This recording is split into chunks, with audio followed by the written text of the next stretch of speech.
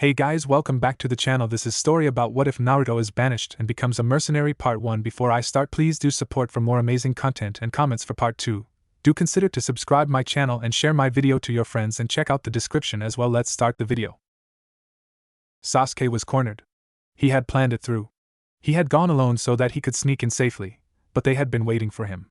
Clutching his sacred sword Kusanagi in his right hand, he faced 3 of the most dangerous shinobis in the world. Okay. Maybe not the girl. Haruno Sakura was not a threat even in his weakened state. If not for Uzumaki Naruto and Hatake Kakashi protecting her every cognizant second, he could have already killed her 10 times. He was worrying about Naruto and Kakashi. They were top class. After 3 years of hiding, he hadn't expected to meet up with these 2-3 levels stronger than before. Naruto could now control the massive Kyuubi chakra in him. That truth had smacked him with dread the very moment he realized it. And Kakashi? His level of expertise in using his fate-given Sharingan had become as if he was an Uchiha by blood. He had wounded Naruto fatally in the chest. He was sure it could have killed him, but the wound had regenerated in seconds without the aid of any medical technique. The Kyuubi was the reason for it, he was sure. If he couldn't manage to cut Naruto's head off, he would not be able to defeat him. The wind ruffled his raven hair as the falls behind him stirred it into motion. He had nowhere to escape to. The loud roar of the waters falling from the Konoha River into a depth no one would dare to measure hammered the realization of finality in his mind. It was now or never. Fight or get killed. With the attack he had been receiving, he had a vague idea that they were not planning to kill him. But it was not enough reason to put down his sword and accept their unsung plead for him to give up. His hatred was stronger. But the uncertainty his heart was pumping into his blood was becoming palpable by the minute. He was in a dire situation. That he would not deny. Naruto had fixed him with his determined, piercing blue eyes. A feather of exhaustion was apparent in his breath. It's dead end, Sasuke. Please lower your weapon. We are only here to bring you back, he said. Sasuke smirked. Pathetic words. You've chased me all over the place just to say that? No wonder you lot couldn't catch me. 3 of you to boot. Sasuke, we are not your enemy. We are your friends. True friends. Come back to us. Please. With an expression of gloating and anger mixed like coffee and cream on his face, he yelled, Kill me, then. Kill me and you can bring me back. It's no use talking to that criminal, Naruto, Sakura said. Naruto frowned at her in disbelief. What? Accept it. It's useless. I have long given up on him. He's already just a trash. Don't talk of him like that. You of all people. You who is the reason I'm doing this. Quit the melodrama, assholes, Sasuke said. Bits of pebbles gave in under his feet and fell into the deep abyss beneath the precipice. Get serious. Come on. He put back his sword into its scabbard and assumed a samurai stance of pull and kill, a completely defensive stance, but terribly lethal in its simplicity. Sakura just stared at Naruto, wishing to herself that he would see why she had said those words. She was indirectly telling him that he was more important, now, more precious than the vagrant and hating Uchiha. She had come to realize that Naruto had only been uselessly pursuing a man already devoid of humanity, a goal that could kill him sooner or later. Sasuke could kill now as easily as swatting a fly. Kakashi just stood, alert, shifting his gaze between Sasuke and his 2 subordinates. Then let me show you, Sakura finally said. She glared at Sasuke with every frustration and anger the years of thinking about him had accumulated in her heart. Let me show you how low he has gotten. In an instant she disappeared from sight and reappeared only a few meters away from Sasuke. Naruto and Kakashi were gripped by a throat-drying fear at the imminent contact of the 2, the girl who had loved the boy and the boy whom she had loved. Sasuke smiled evilly and gripped the hilt of Kusanagi more tightly. He concentrated all the strength left in him to his right arm. The power was building and he could feel it. The slash would cut Sakura in 2. Before he realized it, Naruto was already on the run. He was faster than Sakura. He could make it in time before the collision. He just knew. One of the 2 would die if he just stood and watched. Stop it, Sakura. You're no match against him. Sasuke shifted his center of gravity to his left foot and brought it up slowly. He could feel every muscle in his body passing over the force towards his right arm. Sakura was fast approaching, but to his eyes she was ridiculously slow. He could even see the particles of dust suspended in air like in a painting. The taste of blood started to conjure itself up in his tongue, an illusion he welcomed with excitement. Sakura. It was Naruto, running desperately to catch up to Sakura. But he was too late. Sakura cocked her right fist and pulled it towards Sasuke's face. Sasuke grinned and pulled his sword. The blade of the Kusanagi slid smoothly out of its encasing and slashed the air. A split second more, and it would hit its aim. Frame by frame of time. Frame by frame. Which would be the first one to hit, Sakura's mighty punch or Sasuke's deadly slash? When the two attacks, solid, cold, and ruthless, were only a hairline away from landing, the ground beneath Sasuke gave in. The Kusanagi missed its chance. However, the punch did not. It pierced the distance and hit Sasuke in the face. A flash of orange coming past beside her startled Sakura. The orange dived into the depth as she watched over her stretched arm. Her eyes followed the plummeting color down its path to the impending obscurity. Of course, it was Naruto. Naruto! She bellowed. Kakashi was immediately beside her. A flurry of hand seals and he got a long chain. He threw it down. Catch it, Naruto! Kakashi ordered. Please, please, reach him, Sakura prayed, unconsciously. Naruto plunged like an arrow slicing the air. He could feel the vapor and drops of water from the falls, which looked like a giant feather duster against his stomach. He felt like he had just dived into a river rather than towards a dark abyss quite visible now below. Drops of water clung on his face, and his clothes was getting more drenched as the seconds ticked automatically in his head as if there was an actual clock in there. He stretched out his arm to grab Sasuke with utmost difficulty. He noticed the chain Kakashi had thrown dangling an inch from his body. He summoned shadow clones. The first grabbed the chain. Another grabbed the first one's free hand. A third grabbed the second's free hand. It went on until Naruto managed to grab Sasuke's bloody robe. He threw his free hand up and the 12th clone caught it.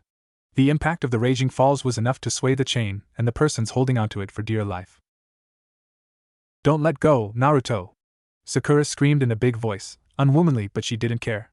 Naruto was down 100 to 150 meters from the precipice. The powerful sound of the falls ate up her voice and she thought for an instant that it hadn't reached Naruto. But he shouted back. Pull us up!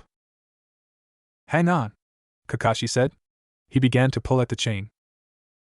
I'll never let go of you, Naruto said to Sasuke. Sasuke smiled. Oh, you will. He touched Naruto's stomach with the tip of Kusanagi.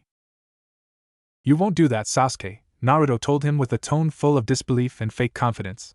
He was uncertain, Sasuke could not miss that. You yourself are not sure. Sasuke erased the smile on his face and pushed the blade through Naruto. The Kusanagi cleanly went through Naruto's back. Sasuke, in sheer brutality, twisted the sword to tell Naruto that he was already ending everything between them, the friendship, the bond, the brotherly love. It was all useless now as they were about to die and be born again, not knowing who they had been in the past. Naruto stared at him with utter bewilderment, but there was still a glint of hope in his eyes that irritated him. Naruto opened his mouth to speak. Blood splashed on Sasuke's face. His cold charcoal black eyes became a notch frightening against the crimson liquid that completely covered his face. I'm sorry I can't save you, Naruto muttered. Then he did something Sasuke was not expecting. He smiled. You can still save yourself. With that he closed his eyes. The clones turned into smoke. Gravity pulled at them again. They began to fall. Naruto! Sakura shrieked.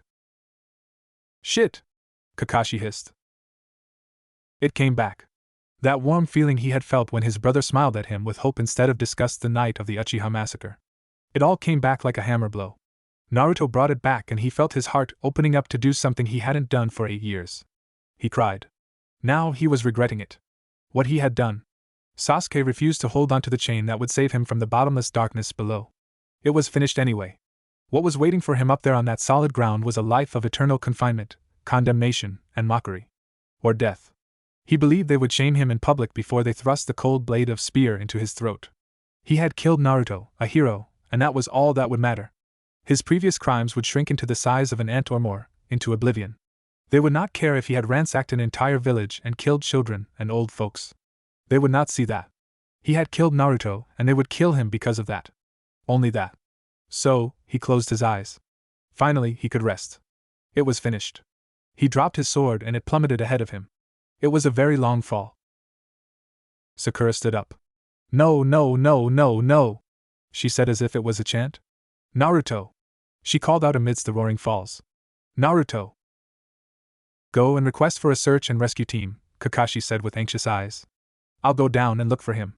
Sakura wasn't listening, so he had to shake her shoulders. Listen to me. We don't know if Naruto is already dead. Sakura tentatively nodded. Don't worry. I'm sure he'll not die that easily. Go! When Sakura began rushing for Konoha, Kakashi summoned 7 ninja dogs led by a pug named Paku. Listen up. Naruto fell down. We will spread once we get at the bottom, he said. There was an honest expression of shock on Paku's virtually impassive countenance. Naruto fell? There is no time to explain to you guys. Time is precious. Crucially precious this time. Let's move out.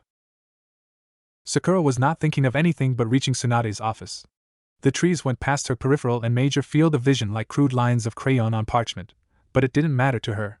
She even wished the trees would burn and turn into ash, and she would shovel the ash up and toss it down to the falls. The falls. Naruto had fallen towards the bottom, the mouth of Hades as it was locally known. The fear that she had dismissed temporarily, pushing it with her will into the farthest corner of her mind, began to creep up again. She shook her head. What was she thinking at a time like this? She should be focusing on the solution at hand. That was to reach the office of the Hokage and report what had happened right off the bat. She should hurry. When a tree blocked her way, she punched it into shards of debris. She didn't care right now if an environmentalist group protested against the act. The tree would grow anyhow as long as the root was still in the soil. But Naruto wouldn't live if his body was found dead. Time was the enemy. Now that she thought about it, the falls, it was called Sky's Descent, was more than 4 kilometers high. She didn't know if somewhere in the world a falls that high or higher than that existed. But what concerned her was not the height's rarity, but the height itself. Could a human survive after falling that high even though the bottom was made of water? In addition, the falls was gigantic. Imagine the weight of the force it had. Someone too unfortunate to fall would surely die. Even Naruto. The realization stung her eyes. Was there still a chance that Naruto had survived the fall? Once Master Tsunade had taken her on a trip to get a wild medicinal herb growing from a rich patch of earth midway of the falls. Looking around at that place, she had seen how the rocks jutted like sharks' teeth along the steep face of the cliff. Naruto getting caught on one came into her mind. The image of red flesh splattering around, minced into tiny bits, the image of blood suspended in air, those almost made her faint. Her breathing was caught by a knot in his throat. For 2 seconds she couldn't breathe. Oh my God! Please spare him. I'm prepared if he becomes a vegetable, just don't let him die. Please, God.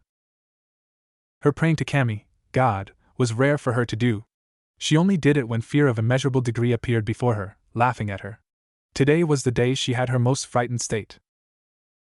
The gate of Konoha appeared in the distance. At last she could feel a thread of relief. The thorn of fear was pulled out a millimeter from her back.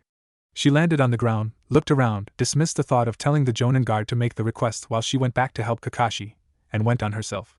She jumped onto the rooftop of the first house she saw, splintering the shingle directly beneath her foot, and prying off the shingles around it with the impact of her landing. She ran towards the administration building like her life depended on it. She reached the building in less than a minute. Master Tsunade! Master Tsunade! She said as she entered the 5th Hokage's office. The pretty lady with long blonde hair sitting behind the desk started at her voice. The pretty lady was the 5th Hokage. Actually, she was old, in her 60s already, but she used a regeneration technique that made her look like as she had been when she was in her 20s. Also, that technique reverted not only her skin's youth but her bodily functions as well. Her heart, kidneys, liver, pancreas, everything in her body regressed in age and worked like new. In that state, she was actually a young woman. Only that the technique spent a large amount of her chakras so she couldn't fight in her fullest when she was at it. Sakura? What happened? Tsunade said.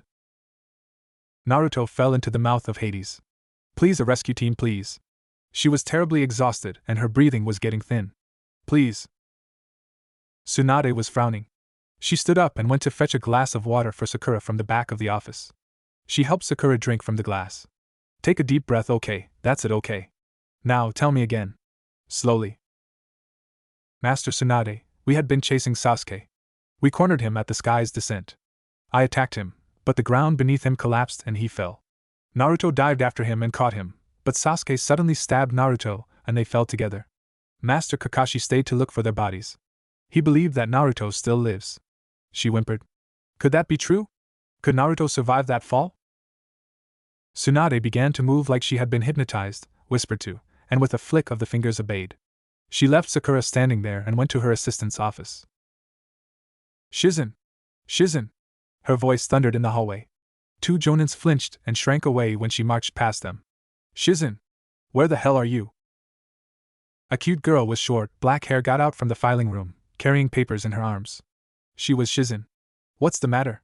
I was rewriting these files in here. Go and call for the Hyuga and the Inuzuka search and rescue teams. Naruto is in grave danger. Now go!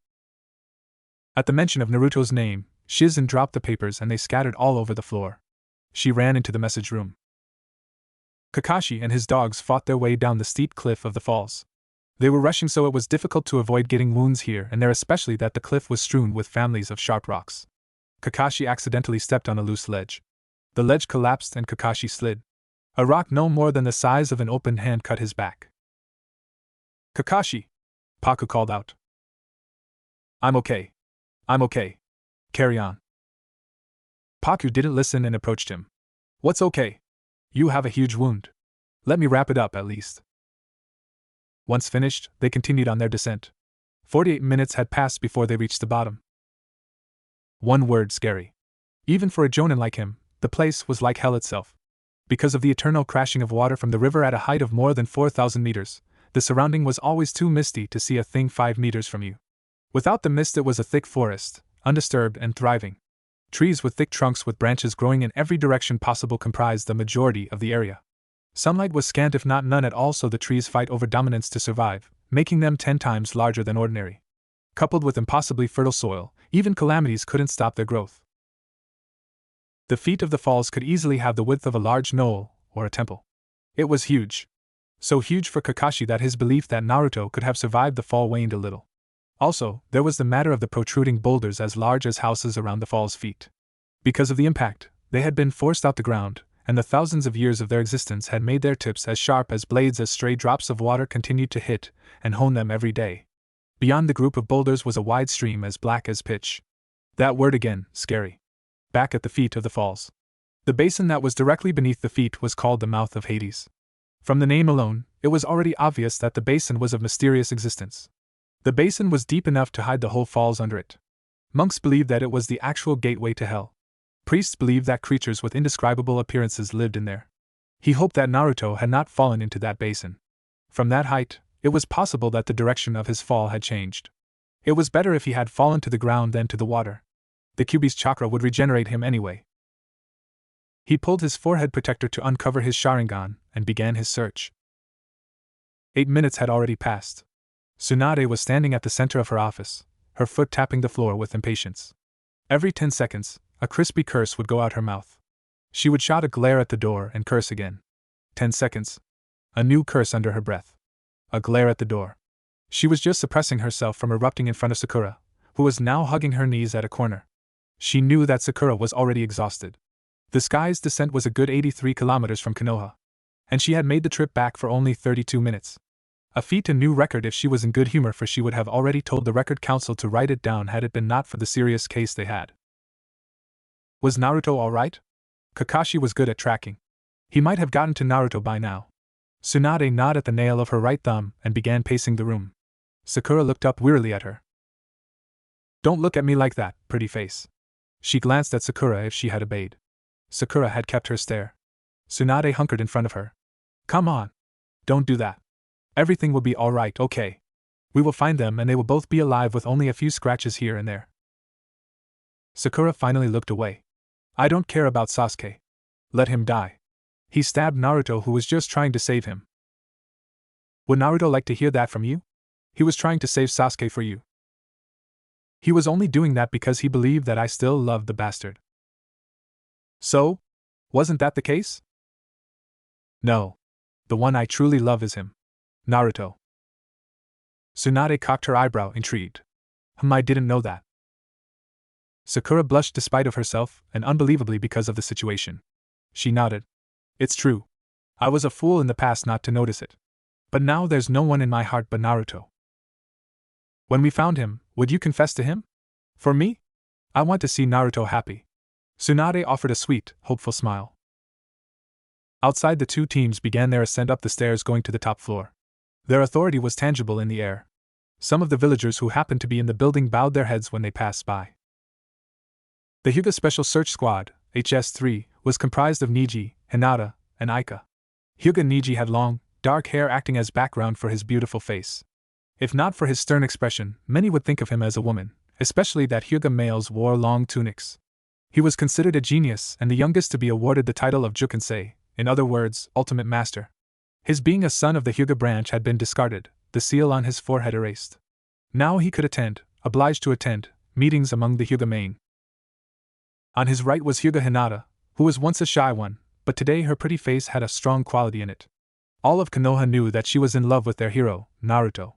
Because of it, many aspiring boyfriends had their hearts broken early on. They thought, especially the immigrants, that Hinata had high standards.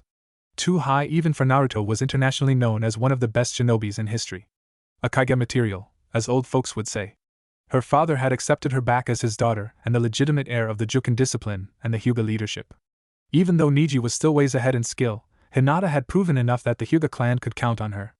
A ceremony had been held the day she was reinstated where all the elders and seniors of the Hyuga clan touched their foreheads against the ground, prostrating themselves for the wrong judgment they had done on her. Hinata was now one of the 5 Grand Masters of Hyuga in Juken, only a level below Niji. Another of the 5 Grand Masters was Hyuga Aika, a bubbly 13-year-old girl with short white hair. She was a prodigy. Despite of her petite body, she could fight against bigger opponents. She was a member of a special family in the Hyuga main, the Hyuga hybrids. Her family had the royal blood of the ancient Hyugas. The children born in this family had special eyes that had gold rim around the irises. They were capable of activating the 8 gates without the danger of dying, unlike ordinary shinobis. Also, they had God Reflex, an ability that made it easy for them to transfer commands to and from the brain. This special ability made their reaction speed an estimated 304 times faster than that of a skilled taijutsu user. At her young age, she was already a jonin.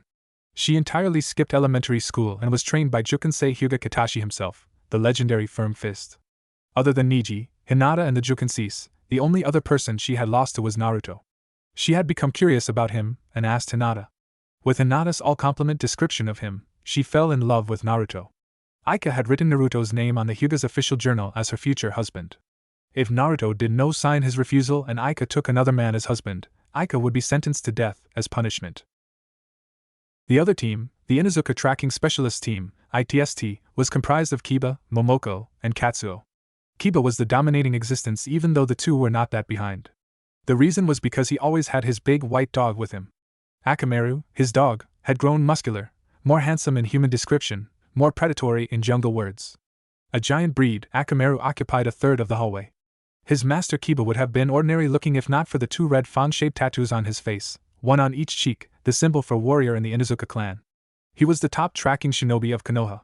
His sense of smell was on par with Akamaru's and he reacted with his instincts more, an ability that had made him famous as the timing magician because of his uncanny premonitions in battles, usually escaping death in incredibly dire situations, than with his common sense.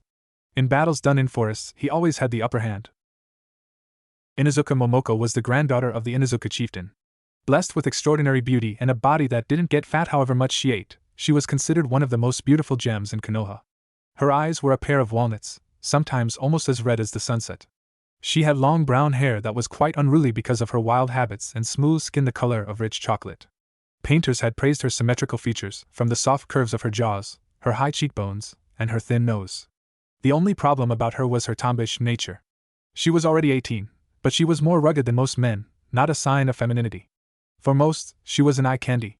However, once she began to speak, her rough edges showed themselves. But don't be fooled by her looks. She was pretty skilled in taijutsu and was born with special set of muscles most martial artists would love to have. Our body is composed of 2 types of muscles, the strong red muscles and the high endurance white muscles. However, she had muscles with a mixture of both, pink muscles. Thus, her physical potential shot up. Even Mighty Guy had once said that Momoko could be a master among the masters.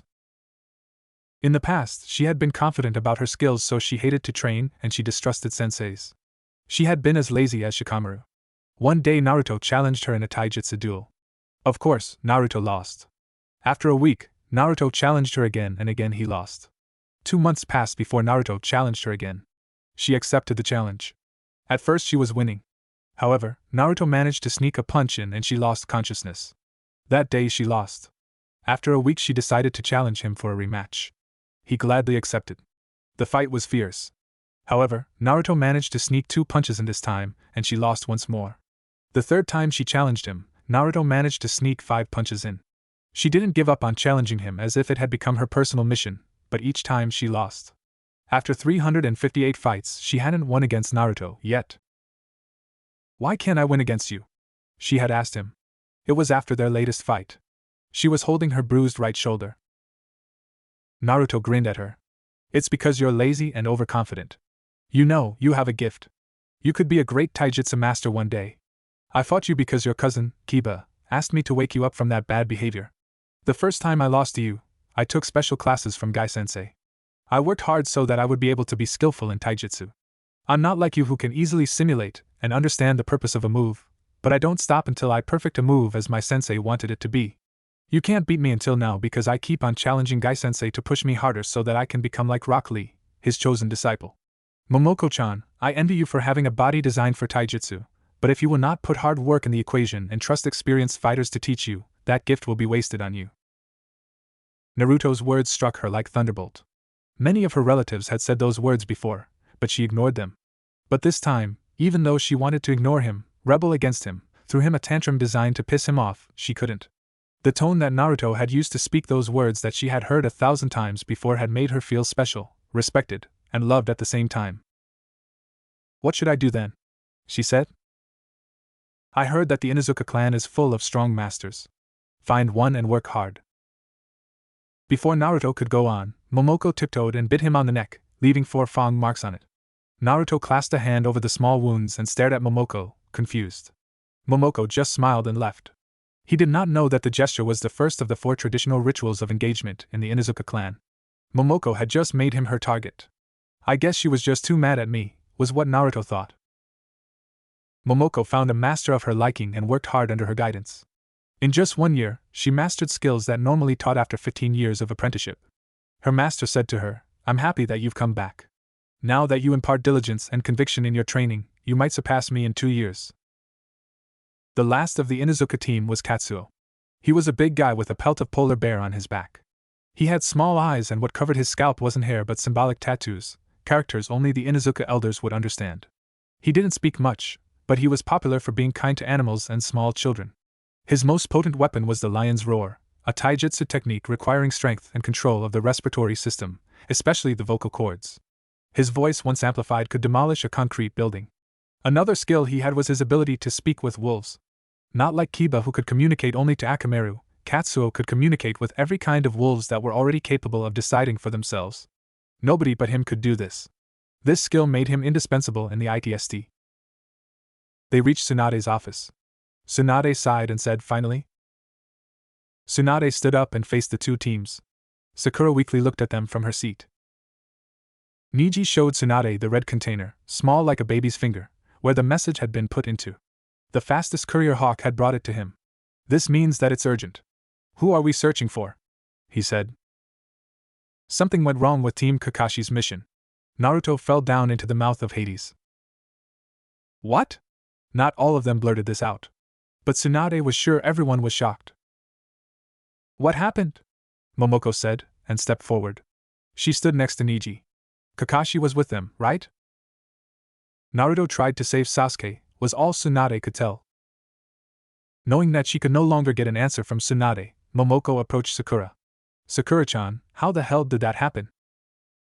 Momoko, Tsunade said, let's save the questions for later. You need to get there fast. Kakashi stayed to search for Naruto, but the bottom of that falls is pretty wide. It's better if you leave now. Sakura pushed herself up against the wall. She was noticeably shaking. I'm going too. Momoko saw this and compassion filled her heart. Can you even stand up? She said. I will go no matter what you say. Nobody can stop me. Kiba, Niji, make sure you find him, Tsunade said. Hinata, pull out 5 teams of ANBUs to help out. Sakura, you will stay here. Sakura almost shouted when she heard this.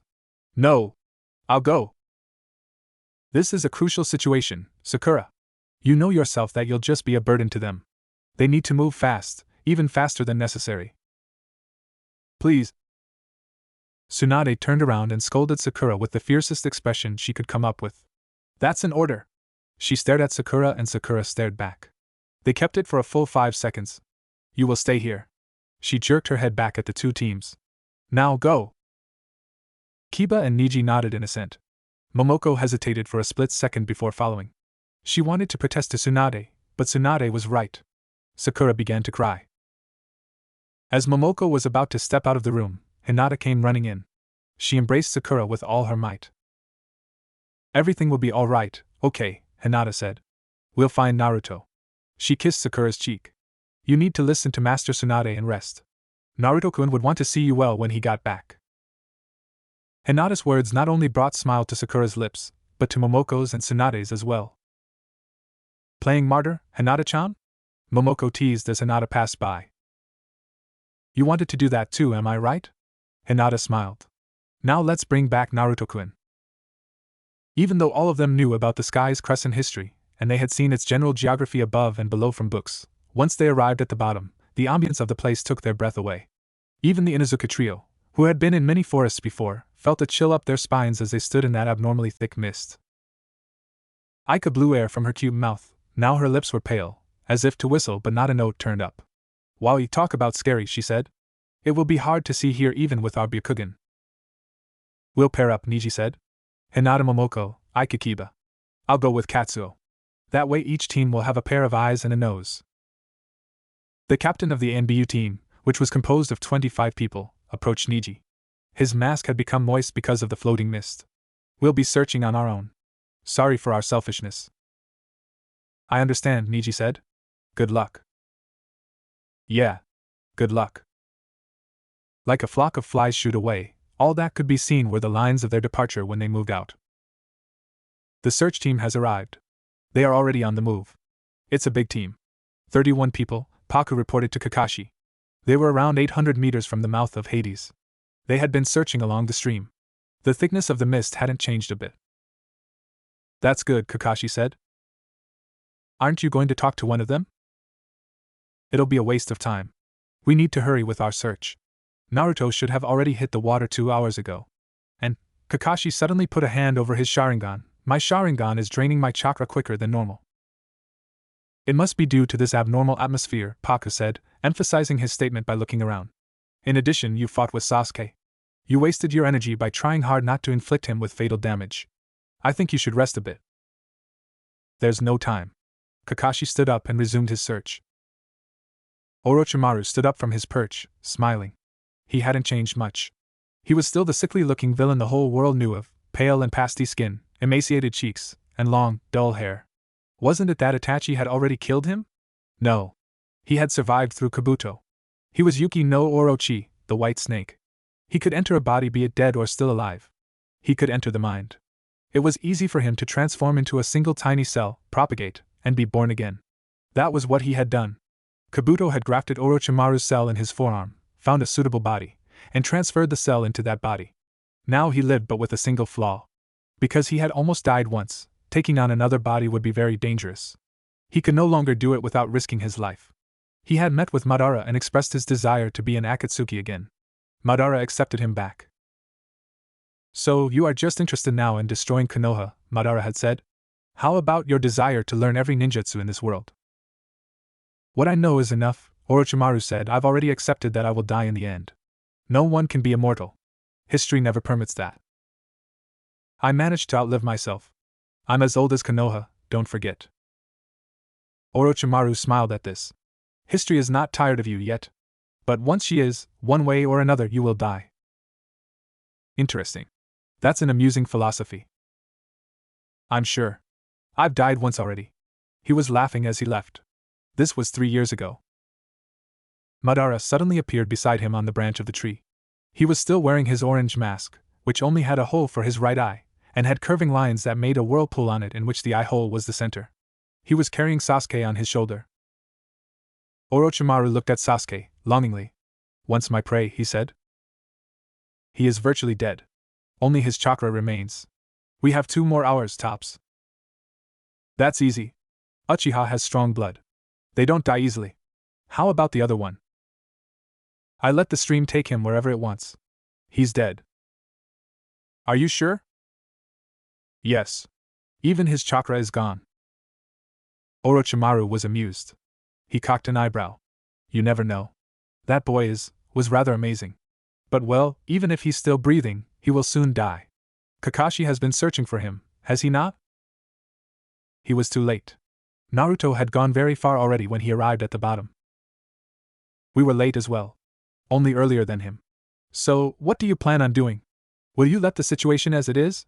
They might accidentally find our hideout if they kept on searching along the stream. Shizumura made a fake using a dead body. The blood he collected from the Kusanagi was enough to replicate the boy. They will not know the difference. Accessories? Clothing? Isn't it better if you have just collected the boy, killed him a second time, and left him for them to find? Madara was quiet. Of course, Orochimaru had a point. That was the best solution. But would he tell him what had really happened? It was unbelievable. In the end, he decided to tell Orochimaru. I couldn't touch him. He sank before I could grab him. Sank? In the stream? Yes. Orochimaru laughed. Even nature doesn't want him to be touched by evil hands. Anyway, nothing to worry about. We have a stock of clothing similar to what Naruto was wearing. Some of our underlings had already disguised as him in the past. The crystal was the only problem, but it is easy to conclude that the stream has taken it away. More importantly, we need to revive Sasuke before it's too late. Show me how incredible you really are. With that, they were gone. Kakashi found the body in the middle of the stream 1.5 kilometers from the mouth of Hades. A jutting rock in the stream had caught it, and the current swayed its arms and legs lifelessly like a ragdoll. He leaped towards the rock. Perching on it, he leaned down and picked up the body. He shot a cable to a tall tree and swung himself to the shore. He laid the body down on the pebbles. He didn't need to look at it closely to recognize the face. There was no doubt. It was Naruto. He searched for a pulse, immediately, using both hands. On the neck, on the wrist, on the center of the chest. None. Every second seemed to him like a cube of ice being put one by one around his body. Soon, he was trembling because of those imaginary ice cubes courtesy of his fear. He could see the tremors on his hands. Not in his life had he been like this. No, no, he muttered. He tore his mask, still not letting go of the hope that Naruto was still alive. Just a small sign. God, just a small sign is all I need. Frantically, he lowered his right cheek above Naruto's lips, eyes shut, praying for a small breath. None. He moved towards Naruto's chest, listened, and got disappointed. No, no. Naruto, please. He would never let go of him. He opened Naruto's mouth and blew some air into it.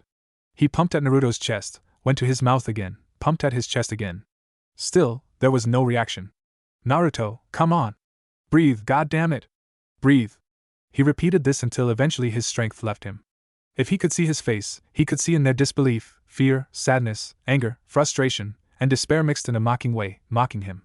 Shit, no one could see him, but even if someone could, he would not care. He sat on the ground and put his face in his hands. It was the very first time that calm Kakashi, ever since he got out of his childhood, had cried. If Sasuke was there, he could have killed him without a fleck of remorse. He weakly fumbled for his radio and called Paku. It's me. I found him. Where are you? Paku sounded relieved. Sector 23, 1533 kilometers from the mouth. Is he okay? Kakashi wanted to keep the truth from Paku as much as from himself, but he knew that it was no use. We are too late. Paku was quiet for 10 seconds. Oh my. I'll gather everyone. Over and out. In just 2 minutes, 25 ANBUs arrived at the place. Some looked away when they saw the body. Anyone has a bag? Kakashi asked. He put on a new mask to cover his face. An ANBU approached and produced a rolled rubber bag. Here. Don't tell the kids yet. Paku, have you told the kids? I'm sorry. They're coming, Paku said. Prepare shots of tranquilizer. We'll need them. Carefully, he laid the bag down, and, as if handling the most fragile earthen vase, he carried Naruto's body over it. He zipped up the bag too carefully that it seemed he would finish the act for a full 1 minute. As he stood up, he noticed some movements from the bushes. Akamaru's whimper was audible. Akamaru whimpered when he recognized the smell. Momoko was frozen at the sight of the bag. She knew what it meant, but still she sought for some denial from the other people around. Akamaru sniffed at the bag and suddenly howled. No, no, Momoko began. Is that no? Don't say it. Kiba got off Akamaru, knelt beside the bag, and pulled down the zipper to reveal Naruto's face. Momoko fell to her knees and screamed. Katsuo immediately pulled her aside and chanted some soothing words into her ears. Kiba backed off and went to Akamaru. He buried his face in Akamaru's soft fur and sobbed. Aika! Niji yelled. Aika pushed Hinata a few steps away from the bag. It's okay. It's nothing. You don't have to look. Hinata was breathing hard. She was shooting glances at Aika and the bag. Her lips were open and began to get dry. Please, believe me. Aika's voice cracked, betraying her true emotions. There she embraced Hinata and cried. Hinata Wani-chan, Hinata Wani-chan. Niji was clenching his jaws. Close it. No one moved. Close it, damn it. Kakashi heeded his words. Upon completing the action, Hinata fainted. Give the girls some sedative. Now, Kakashi said. Two ANBUs gave Momoko and Aika a shot each in the arm. They counted 15 seconds and the girls fell asleep. Okay. I hope you three don't need any, he said to Niji. No. Kakashi sighed through his nose. Okay. Let's move. The Jonins and the ANBUs arrived 20 past 12 of the clock that evening. Niji, Kiba, and Katsuo had Hinata, Aika, and Momoko in their arms while Kakashi had Naruto. Upon arriving, Paku and his dog colleagues disappeared into smoke. An ANBU immediately went to fetch Tsunade, and when they came back, Tsunade went to see Naruto right away. Kakashi gently set the bag down and pulled down the zipper to show Tsunade Naruto's face. Tsunade barely held her emotions when she saw him, but she forced herself to suppress them so as not to let her subordinates see her cry. At her command, they take Naruto to the morgue and the three girls they brought to the hospital. Kakashi and the ANBUs stayed for a while for Tsunade's instructions, but all she said to them was, leave. She wanted to say that she would conduct an autopsy on Naruto, but all that came after that was, please. Alone in the morgue where dead bodies had their own place in the large freezer, Tsunade stood beside Naruto, staring with intensity at his face. After a moment she reached out and pulled Naruto's head into her bosom. The cold skin against hers became the spark that lit the fuse of her heart. She let go of the tears that had been in her eyes all along and cut the silence with soft I love you, I'll miss you, and you'll always be my son. She held him to her for a very long time, whispering sweet endearments she had not had the chance to tell him when he was still alive. She regretted holding back her love for him, and now that he was there but would never hear her despite being near, she could not help but feel stupid. She gently set his head down on the metal table and put a tender kiss on his forehead. Straightening up to look at him for the last time, she said, I'll never forget you, Naruto. Goodbye. Sakura opened her eyes when she heard the commotion below. She was on the second floor. It was a wonder for her that the gossip loud voices coming from below reached her ears. She felt apprehensive. Her spine was tingling. She willed herself to get out of bed, pulling the tubes that supplied her body with food and water from her hands. On her way to the door, she kept telling herself that what was waiting for her was good news, that the anxiety that had so suddenly struck her was just a cruel prank of her imagination, and that Naruto would be in a room somewhere and waiting for her to visit. However, once outside, what greeted her was Kiba's grave expression. Where is he? Sakura said. Is he all right? Kiba gulped. He's dead, Sakura. Sakura stared at Kiba with accusing eyes and, as if her mouth had its own life, said, I don't believe you. Don't kid around. I'm sorry. I said don't kid around. Sakura ran past Kiba with speed that surprised even her. She reached the admission counter on the first floor and asked, Uzumaki Naruto. His room, please. The attendant looked towards Niji and Katsuo who were sitting on a bench nearby. Sakura followed the attendant's gaze and saw the two. She went to them. Where's Naruto? Sakura Katsuo began, but Niji cut in. He's with Master Tsunade at the morgue. Sakura glared at Niji. Stop fooling with me. Nobody is fooling with you. Niji looked into Sakura's eyes. Look, I know you're upset, but so are we. No one wanted this to happen, Sakura. He's dead. The best thing we can do for him right now is to accept it. No, and her tears began to flow. No. She sprinted towards the morgue. Naruto. Where is he? Tsunade stood up from the bench she had been sitting in. Sakura? Sakura collapsed to her knees like a bombed building, too fast as if her lower half had suddenly been hacked off from her body. Naruto was there all right, there and dead. Her right hand found her mouth, and she suppressed a scream. What came out from that otherwise lovely mouth was a mixture of a moan and blubber, as if she was going to choke. Tsunade embraced her, saying, Shush, shush, Sakura. He just had to. He just had to go, honey. Let's let him go, okay? Let us. Gaara was the 15-year-old young man sitting at the desk that belonged to the most important person in Sunagakure. He was the Kazekage. He had red hair that he kept very short, just enough to cover his scalp. Black markings that rimmed his eyes made his stare compelling and dreadful at the same time. A red tattoo of the character for demon had been put on a patch of skin above his left eye. It reminded him of what he had used to be when he was a child, a killer, and made him more caring as Sunagekire's leader. The stone door opened and Temari entered. She was 17 years old and possessed a tomboyish kind of beauty. She always tied her golden hair into 2 pairs of ponytails behind her head and carried her large iron fan, her weapon, that she slung on her back everywhere. She was Gaara's older sister. Gaara looked up. Temari. What brings you here? I have bad news. He frowned. Tell me. I received report that Naruto is already dead. Gaara's eyelids parted, leaving his pupils suspended at the center of his eyes, looking like they had just shrunk in size. What did you say? His body was found last night near the mouth of Hades. He had been fighting with Sasuke when the accident happened. The Hokage decided to commence the burial in 3 days. Naruto is dead? Temari didn't answer. Tell the whole village about this. Put the flags in half-mast. I'll go to Konoha and nobody can stop me. Nobody will stop you, Gaara. Kankuro said the same thing. I'll go with you. This will be the last time we'll see of the man that saved you and Sunagekure for that matter. Yumino Iraka was the name of the man who was now running frantically on the street towards the hospital. He was the first teacher who had believed in Naruto. The large scar across his face was as pale as his lips. His usual calm countenance was distorted in panic. He reached the admission ward and looked around. He found Niji and talked to him. Is it true? Is Naruto dead? Even before the confirmation, his tears had already begun to flow. Where is he?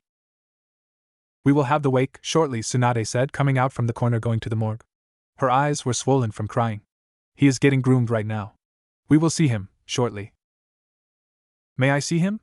May I see him, master? Please, before he is put inside the glass. Please let me see him. I can't do that. I'm sorry, Iraka. You have to wait. No. He turned around and settled himself on the bench. No. He put his face in his hands. I can't believe this. The first group of villagers composed of 20 persons came to the hospital at 7:12. On their faces was the hope that the news that they had heard was just a cruel prank from someone. The 10 ANBUs guarding the doors of the hospital didn't let them go in. Anbu-san, he is still alive, right? Naruto-kun? It was just a lie, right? Said one. We will not believe this ridiculous news unless we see Naruto, said another. Please tell us. Please, said a third. But the ANBUs kept quiet. 2 hours later, the group grew in number. From 20, it grew to more than 800 heads. Everyone was hopeful that Naruto was still alive. When Tsunade finally went outside at 10, there were already 2,000 villagers outside the hospital. She blinked at the large crowd and stopped. What's going on? She asked one ANBU. They want confirmation, ma'am. Look! It's Master Tsunade, said an old man. The people shifted their attention towards Tsunade. Master Tsunade, we want to know the real situation. How is Naruto? Tsunade felt a pang of panic. She hesitated to tell them. Hurting them was the least thing she wanted to do to the villagers. She searched for a way out. However, as she scanned the faces of the people, she caught sight of a child and her wavering suddenly collapsed. She raised her hands to shush them. I regret to tell this to you, but the news of Naruto's death is true. The villagers gasped in unison. He was on a mission when the accident happened. We found him last night near the mouth of Hades. He is now resting in peace. He didn't suffer. That was a lie, she thought she must add. Please pray for his soul. Tsunade went to her office. Upon entering it, she caught sight of a framed picture on top of her filing cabinet. It was a picture of her, Shizen, Naruto, and Jiraiya taken at the time Konoha was in need of a new Hokage after the third's death in the hands of Orochimaru. She picked it up. She remembered her first impression of Naruto. She had thought that he was an idiot and had no potential. However, he had intrigued her when he said that he would be a Hokage someday. You? Hokage? In your dreams, she had said. You can laugh, now, Naruto replied. But I promise you that I'll be the best Hokage of all time. The memory brought a smile to her lips. He doesn't have talent, Jiraiya had said. But he has the making of a great man. I bet my life on it. Naruto had proven himself when he saved her from Kabuto using the Rasengan that he had somehow learned despite of the technique's level of difficulty. That time she had honestly admired the boy. She had even given him the amulet her grandfather, the first Hokage, had bestowed in her possession. She blinked at the thought. Naruto had not been wearing her amulet when the ANBU brought him last night. She shook her head. The river must have taken it away from him. Now that she thought of it, every person she had given that amulet to had died. It might be better that it was gone. That way the curse was stopped. Would the river begin to die too? She smiled as she replaced the frame. There was a knock at the door. When she allowed entrance, Shizen came in. She was carrying a bunch of letters. These arrived a few hours ago, Shizen said. Tell me about the important ones. The Kazekage, Mizukage, Reikage, and Tsuchikage had expressed their desire to come for the burial. Our enemies had issued a temporary truce and promised to respect the ceremony we will conduct for, in their own words, a very important existence in the world. Even the enemies, huh? Their spies surely work hard. The other letters came from Naruto's friends in other countries. Put them on my desk. Shizen did as told. You should take a short nap, Master Tsunade. You haven't had any sleep. Tsunade smiled a little. It's too late now. Your first love just died. What will you do, Shizen? How long have you known that? Ever since the day I saw you smiling to yourself. Indulge me, Shizen. How did it happen? I promised to keep this to myself forever because it's embarrassing. But now I think it's all right. Let's get some tea. Shizen arrived a few minutes after Tsunade had called for her. Naruto was already there, sitting on the edge of Tsunade's desk. Impatience was already beginning to creep on his handsome face. She smiled to herself. She had just thought that Naruto was handsome. She shrugged. It was true anyway. What was wrong with that? Master Tsunade, she said. Without looking up, Tsunade said, I have a mission for the both of you. You two will establish cover in the Valley of Thorns as a couple. Shizen noticed that Naruto was suspicious of Tsunade. He might be thinking that the pause before as a couple had something to do with everything. Isn't it better that I go with another male jonin? Or better still, if I just go alone? Naruto said. If you go alone, you'll not be doing anything but attract suspicion, you idiot. And going with another male is worse, Tsunade replied. Shizen said, No Kunoichi has arrived yet? Tsunade shook her head. No one is available right now. And Naruto, she frowned. Shizen looked at Naruto and found that he was blushing. What's with that face? Don't go around thinking perverted stuff while you're in front of me. I can't help it, Naruto said. This is my first time going on a mission alone with a girl. And with Shizen-san, too. I didn't mean anything about that, Shizen-san. It's just… Tsunade sighed. Your main priority is to spy on their government's secret dealings. I have received report that this village is currently financing Akatsuki. And Naruto, this is not an assault mission. Whomever you see, never initiate attack. I'll just send you two for surveillance. Is that clear? You mean to say that some of the Akatsuki might show up? Tsunade nodded. It's highly possible, so be always on your guard. Naruto clenched his fist. He seemed excited. Okay. I accept. When do we depart? I want you to be there as early as tomorrow. You'll depart this evening. I can hardly wait. See you later then, Shizen-san. I'll go prepare my things. I'll be at my apartment if you want to talk about the mission. Shizen just nodded and watched as Naruto bounced out of the room. He seemed in full spirits, Tsunade said. Shizen glared at her. What are you doing? Why did you suddenly pitch me up with Naruto? I have no choice. And what's with that tone? You sound as if you don't like to be paired up with Naruto. Yes. He was Jiraiya-sensei's disciple. I'm sure Naruto has been contaminated by his perverseness. Then why did you keep quiet while Naruto had been complaining earlier? I might have given in if you supported him. I was just too surprised to talk. But did you notice his blush? I got nervous thinking what was going on in his mind. Shizen, he's 15. You're 22. Aside from that, you know a list of techniques that can disable him, completely. What are you afraid of? Shizen was silent. I know Naruto. I believe in him. He's not like Jiraiya, who's a pervert to the core. Tsunade had a point, but if he got beaten up by me, it's your fault. Humph. Shizen stomped away out of the office. In his apartment, Naruto was packing his clothes when he heard knocks coming from the door. Coming, he said. He left what he was doing and went to open the door. It was Shizen. Shizen-san. Come in. He stepped aside to let her through. Have a seat. I'll get you a drink. Naruto went to the kitchen. Shizen silently took in the room. The place was tidy, but there was an unmistakable personality about it that made her think that the room was really owned by a man. Naruto returned with a pitcher of juice, a glass, and cookies. He poured juice into the glass and sat on the sofa across her. "Are you here for the mission?" he said. Shizen took a sip from her glass. "How will you treat me as your wife, Naruto?" Naruto was obviously taken aback. He blushed. "I haven't thought about that yet." Shizen let out an exasperated sigh. "What you're doing is a no-no, Naruto." "What is?" "That. Your face. You blush at the slightest hint of romance." Naruto looked away in embarrassment. "I'm sorry. I can't help it. This is going to be difficult. This is my first time on a mission alone with a girl. I'm not used to it." "Then quit imagining things." "It's not that. I'm more like embarrassed with the idea. To make this work, you have to be comfortable with me. Do you have something on your mind that could help me? Can you even hold my hand without shaking?" When Naruto didn't reply, she said, "Let me rephrase the question.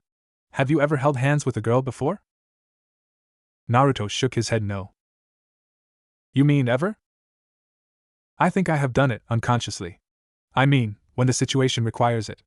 But as soon as I notice what I'm doing, I let go." Shizen stared at him, dumbfounded. "Look at this, Master Tsunade. Why did you come up with such a ridiculous idea?" Naruto said, "Am I really required to be quite intimate with you? Can't we just pretend to be together? Besides, displaying affection in public is considered impolite." "No. We don't know what might happen during the mission. There might come a time when we need to kiss or be seen doing this and that in front of many people." Naruto's blush deepened. He swallowed. "With you?" Shizen cocked an eyebrow. "Are you kidding me?" "Of course, it's with me," she sighed. "I refuse to go if you're not ready for this. I don't want to fail this mission too. Maybe there are more suitable guys for this mission than me. If you think that I'm not suitable, I'll tell Master Tsunade about it."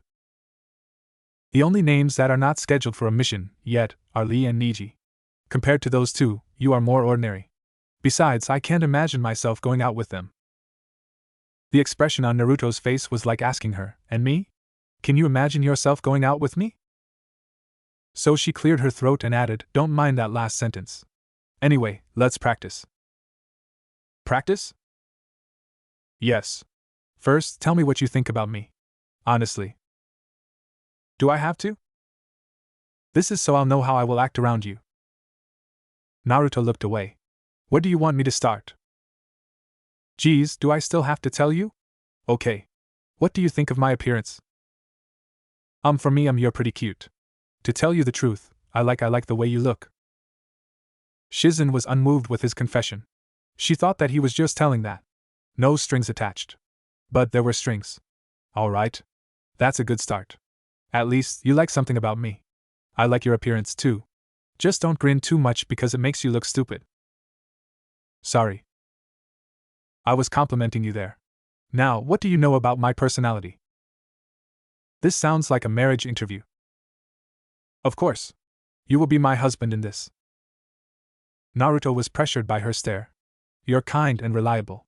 You also work hard, and you know how to use your time wisely. This is not a guessing game. What you just told me is applicable to every conscientious villager here. Tell me about me."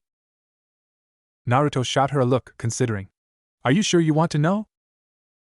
"Of course. But it's a little. Are you telling me or not?" "Okay. Don't hate me for this." He cleared his throat as if what he was going to tell her was of global importance. "You love animals, especially pigs and frogs. You love bitter food. You hate drunks and gamblers, except Master Tsunade. You haven't had any serious relationship with a man before because you dedicate your time in mastering medical techniques. You don't eat pork. You love dark colors. You bathe 3 times a day." He trailed off when he saw that Shizen was gaping at him. "Shizen-san?" She blushed. "Have you been spying on me?" "I told you.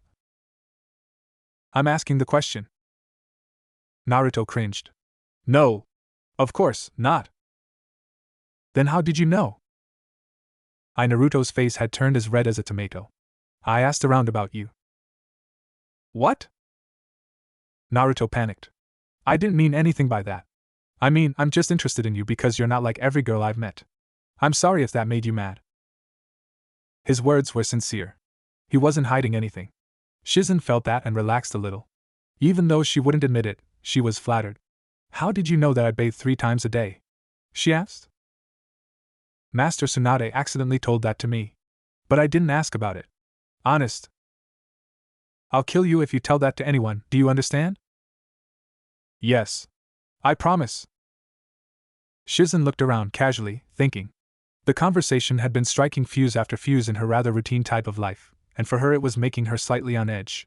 But I'm surprised you know this much about me, she finally said. I didn't know that someone would be this interested in me. She looked back at Naruto. He was watching his feet. She suppressed a small giggle that could have embarrassed him even more.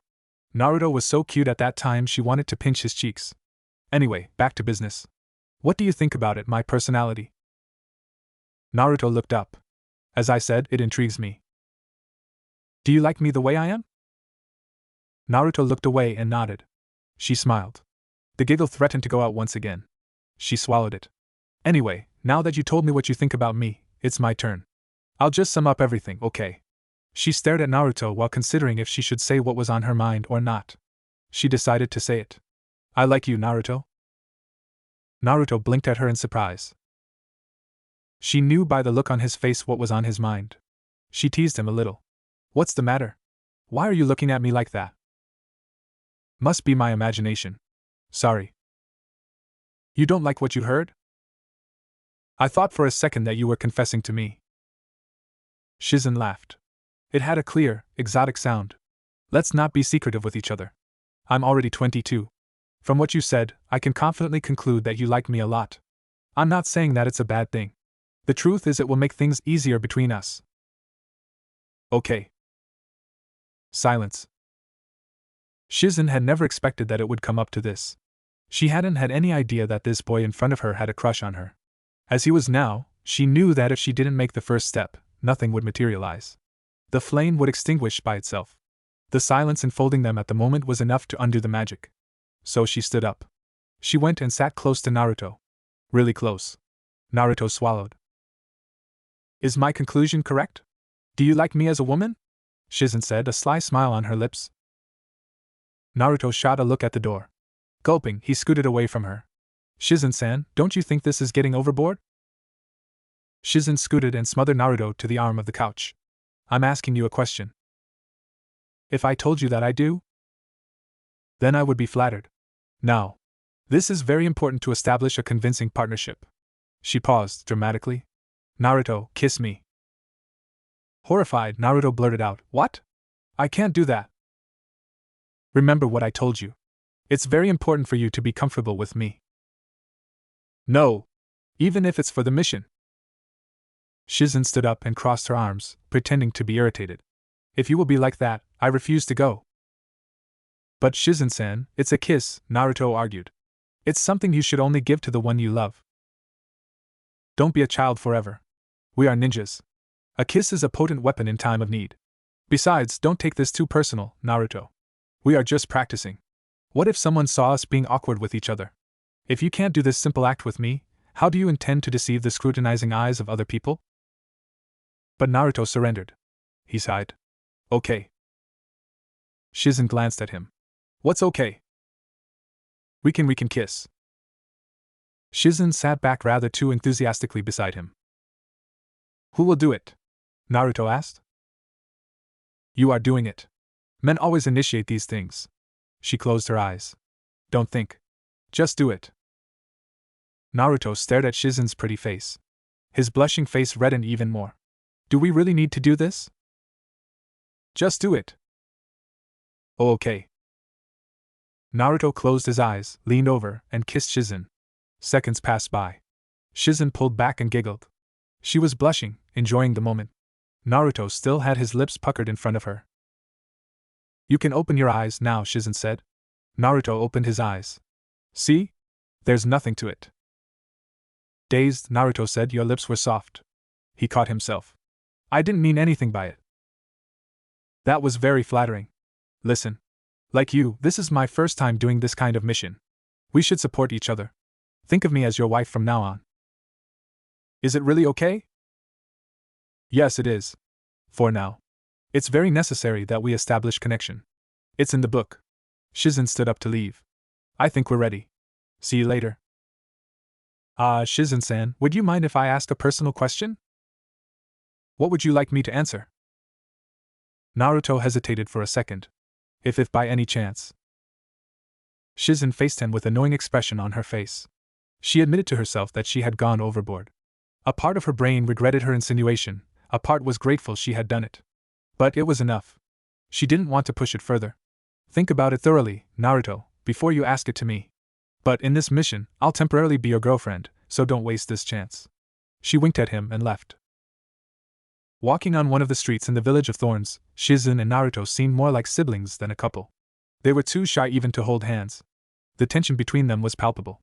The conversation yesterday seemed to have worsened their awkwardness to each other. Naruto said, so, our talk was useless. Yes, it was, Shizen replied. What about you being my girlfriend? That was just a spur of the moment.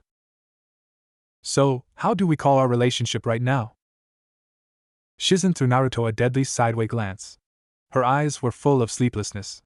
Are you that desperate to have a girlfriend? No. Of course, not. I just feel that we are now more awkward to each other than we would have been if we didn't have that conversation. An old man sweeping in front of a small fruit stand noticed them. Lovers quarrel? It's so good to be young. Are you new here? We are on our honeymoon, Aji-san, Naruto said. I heard about your hot springs here. They're quite popular, so we thought why not pay a visit. Oh yes, indeed. Our hot springs here are known in the whole world. Yeah. Naruto smiled at Shizen, triumphantly. A potential lead. Aji-san, would you mind if I asked about a rumor about this village? A rumor? What rumor? Naruto leaned in, conspiringly. In a soft voice, he said, is it true that Akatsuki often visits this village? Oh, that rumor. I don't know if it's true, but some people said that they had seen some suspicious men wearing black cloaks talking to government officials. Naruto pretended to worry. Really? Are we going to be safe if we stay here? Don't worry. Up until now, this village has always been peaceful. As a matter of fact, that rumor attracts more tourists. Honey! Where are you? Called an old voice of a woman from inside the fruit stand. Oh, the boss is calling me, the old man said. I'm sorry that I must attend to her. Anyway, don't worry about those Akatsuki. Even if our village is small, we have a lot of amazing ninjas here. If I were you, I would just enjoy my stay and keep unnecessary worries away from my mind. Thank you, Aji-san. Later. Naruto smiled at Shizen. Information. That was nice acting, Shizen said. Naruto shrugged. I did this before. Let's go. Naruto suddenly held Shizen's right hand. Shizen was surprised. What's the big idea? Shizen asked. Naruto smiled. Men always initiate these things, right? He abruptly felt something from behind. He tensed up. Shizen noticed this. What's the problem? Someone is following us. Stay put. Naruto pulled Shizen to him and kissed her. Using the act as cover, he shot a sideway glance over his shoulder. A shadow hid from his sight. He broke the kiss and pretended that it was just a sign of affection. He smiled at Shizen. Did you see him? No. But someone was really there. We can't let our guard down. A beat. You're blushing. Shizen pinched his side and looked at him, evilly. Be thankful that I let you live, asshole. Okay. I'm sorry. Shizen let go. Humph. We had better find a place to stay for the night. Naruto found a decent-looking inn at the east side of the village. The place was definitely ancient with the stone carvings and antique paintings on the wall. As he and Shizen stood in the doorway, an old lady of about 70 greeted them. Are you a couple? I'm sorry because we only have one room left, the old lady said. We are a couple and we are taking the room, Naruto said. You seem to be too young to be this pretty lady's husband. Shizen was miffed with the old lady's tone. No. We really are a couple. Besides, I'm already 18. Is it? I'm too old to be fooled, young man, the old lady said. But if you would indulge me with a true love's kiss, I might change my opinion about you. You're so naughty, Oba-san. Naruto was grinning. But I think there's no problem with that. The old lady smiled. Naruto held Shizen by the waist, to her surprise, and gave her a deep kiss. Shizen couldn't help but close her eyes. The old lady squealed in excitement. Naruto lovingly stared at Shizen after the kiss. Shizen didn't miss that look in his eyes. She blinked in disbelief. The old lady was blushing. Thank you very much. I was reminded of my dead husband because of that. She cackled. Follow me. The old lady showed them the room. It was not that big, but also not that small. There was a pair of futon on the floor laid side by side, 2 pillows, and a large blanket. The sliding door leading to the porch was open to let the night air enter. The old lady said, the bathroom is downstairs and the hot springs are open all night. It's gender-free so you can bathe together. Have a sweet night, you two. Thank you for your hospitality, Naruto said. Just look for me if you have questions. The old lady slid the entrance door close. Naruto instantly felt a dark aura emanating from Shizen once they were left alone. Naruto laughed nervously. What do you think of the room? Did you really have to do that? Shizen was grim. Naruto flinched. I'm sorry. It was necessary. Don't kill me, please. Shizen smacked him with her fist. He ended up with a large knot on top of his head. Ow, Naruto groaned. Shizen said, I think that you could have just talked it out with the old lady since you are so good at lying. I'll take a bath.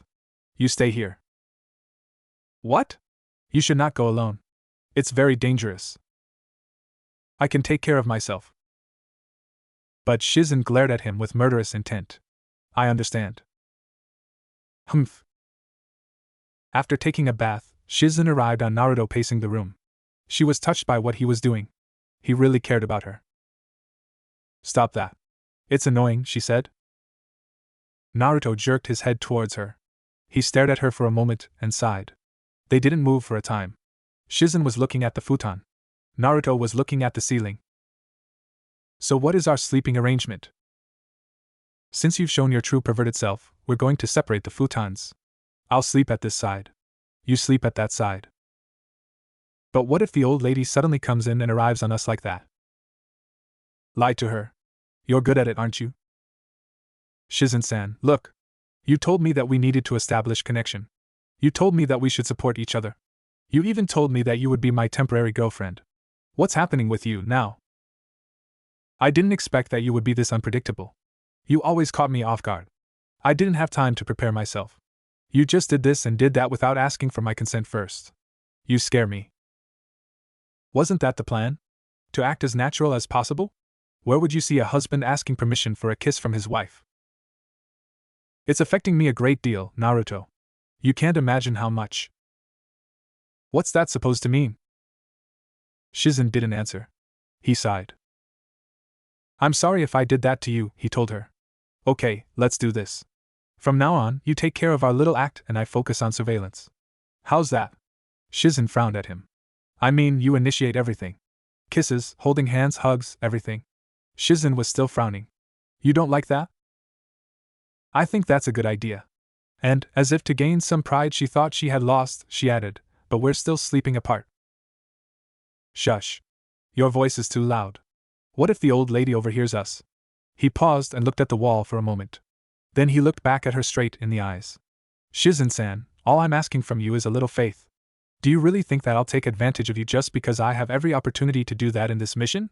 Please trust me even a little. We're a team. Shizen just looked at him. She then went to the futon and slid under the blanket.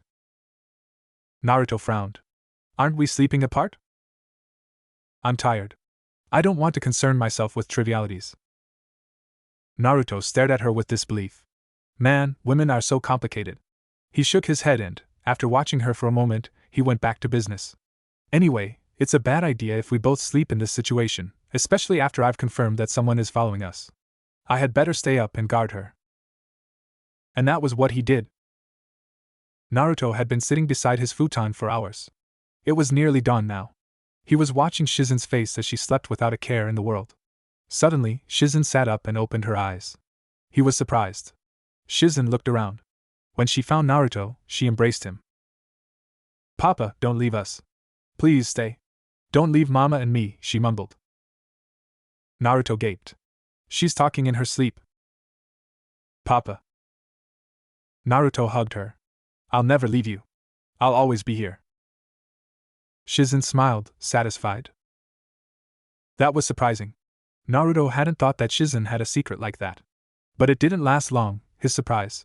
He knew best how lonely it felt growing up without parents. Also, he had had a better situation because he had lost his parents when he was born. Imagine someone taking your parents away from you or leaving after you had learned to love them. It would be very painful to accept. The pain would definitely seek a way out if it had been really unbearable. Shizen's pain came out in her dreams. He let the embrace last for a while until he was sure that Shizen was already sound asleep. He carefully laid her back on the futon, got up, and went to catch some fresh wind out on the porch. The roosters crowed to signal the coming of a new day. Shizen opened her eyes, sat up, stretched, and yawned. She noticed that Naruto was sitting beside his futon. He seemed fighting to maintain his sitting posture. There were dark circles around his eyes. His eyelids fluttered in drowsiness. She suddenly noticed her open robe and her exposed cleavage. She thought that Naruto had stayed up to watch her. Who knew what he had seen? She hurriedly fixed her robe, reached out, and slapped Naruto. Pervert. Naruto started. Pervert? Where? Where? What are you doing sitting there all night? Naruto sighed in relief. I thought there really was someone. Did you see? Did you see? You took advantage of me while I was asleep, didn't you?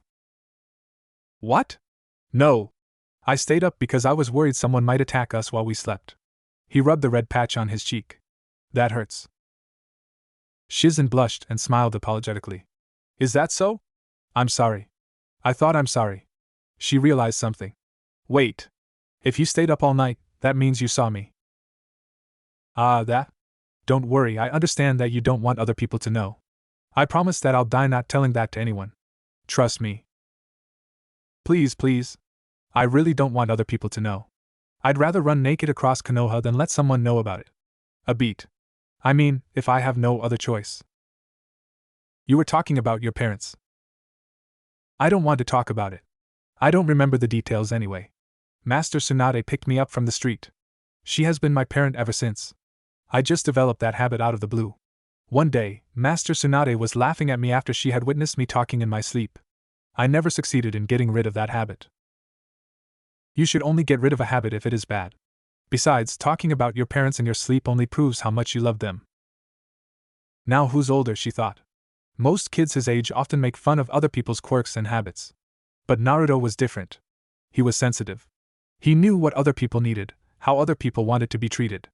Shizen looked at him in a new light. She smiled. Thank you, Naruto. Naruto yawned. Let's go down and grab something to eat. She let go of her robe. The move exposed her cleavage again. When she looked up to see how Naruto would react, she found that Naruto was already sleeping. She shook her head and laid him down on the futon. If you keep being like that with me, I might actually fall in love with you. She had already. She just didn't know yet. They continued their surveillance in the village, but, unfortunately, they couldn't find any lead. The people just simply knew it as a rumor. No one had actually seen the Akatsuki in the village. It was afternoon when Naruto and Shizen went back to the inn. They entered their room with a look of disappointment on their faces. We have been surveying the village for 2 days, but there's still no concrete information regarding Akatsuki. Could it be that Konoha had been misled? Naruto said. I don't know. Maybe that spy last time had already told them about us. If that was true, why haven't they attacked us yet?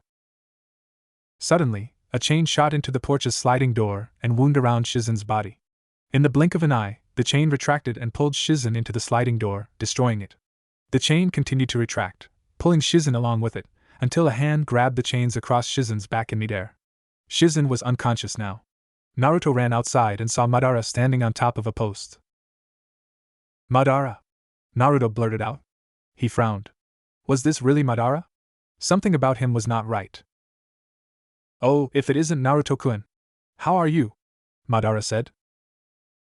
Put Shizen-san down. No. I want you to know what I do to nosy people like you. You should have just let us alone. We are doing business here. Do you know why this place is thriving with tourists? That's because we are protecting the village from bandits and criminals. This is a mutual understanding between the Akatsuki and the village. We will leave. Please, just spare Shizen-san. It's too late.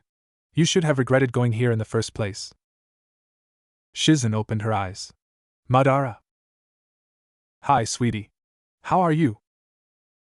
Put me down, you pervert. I don't want to do that, sweetheart. Ah, I know. What about this? Naruto-kun, let's have a trade.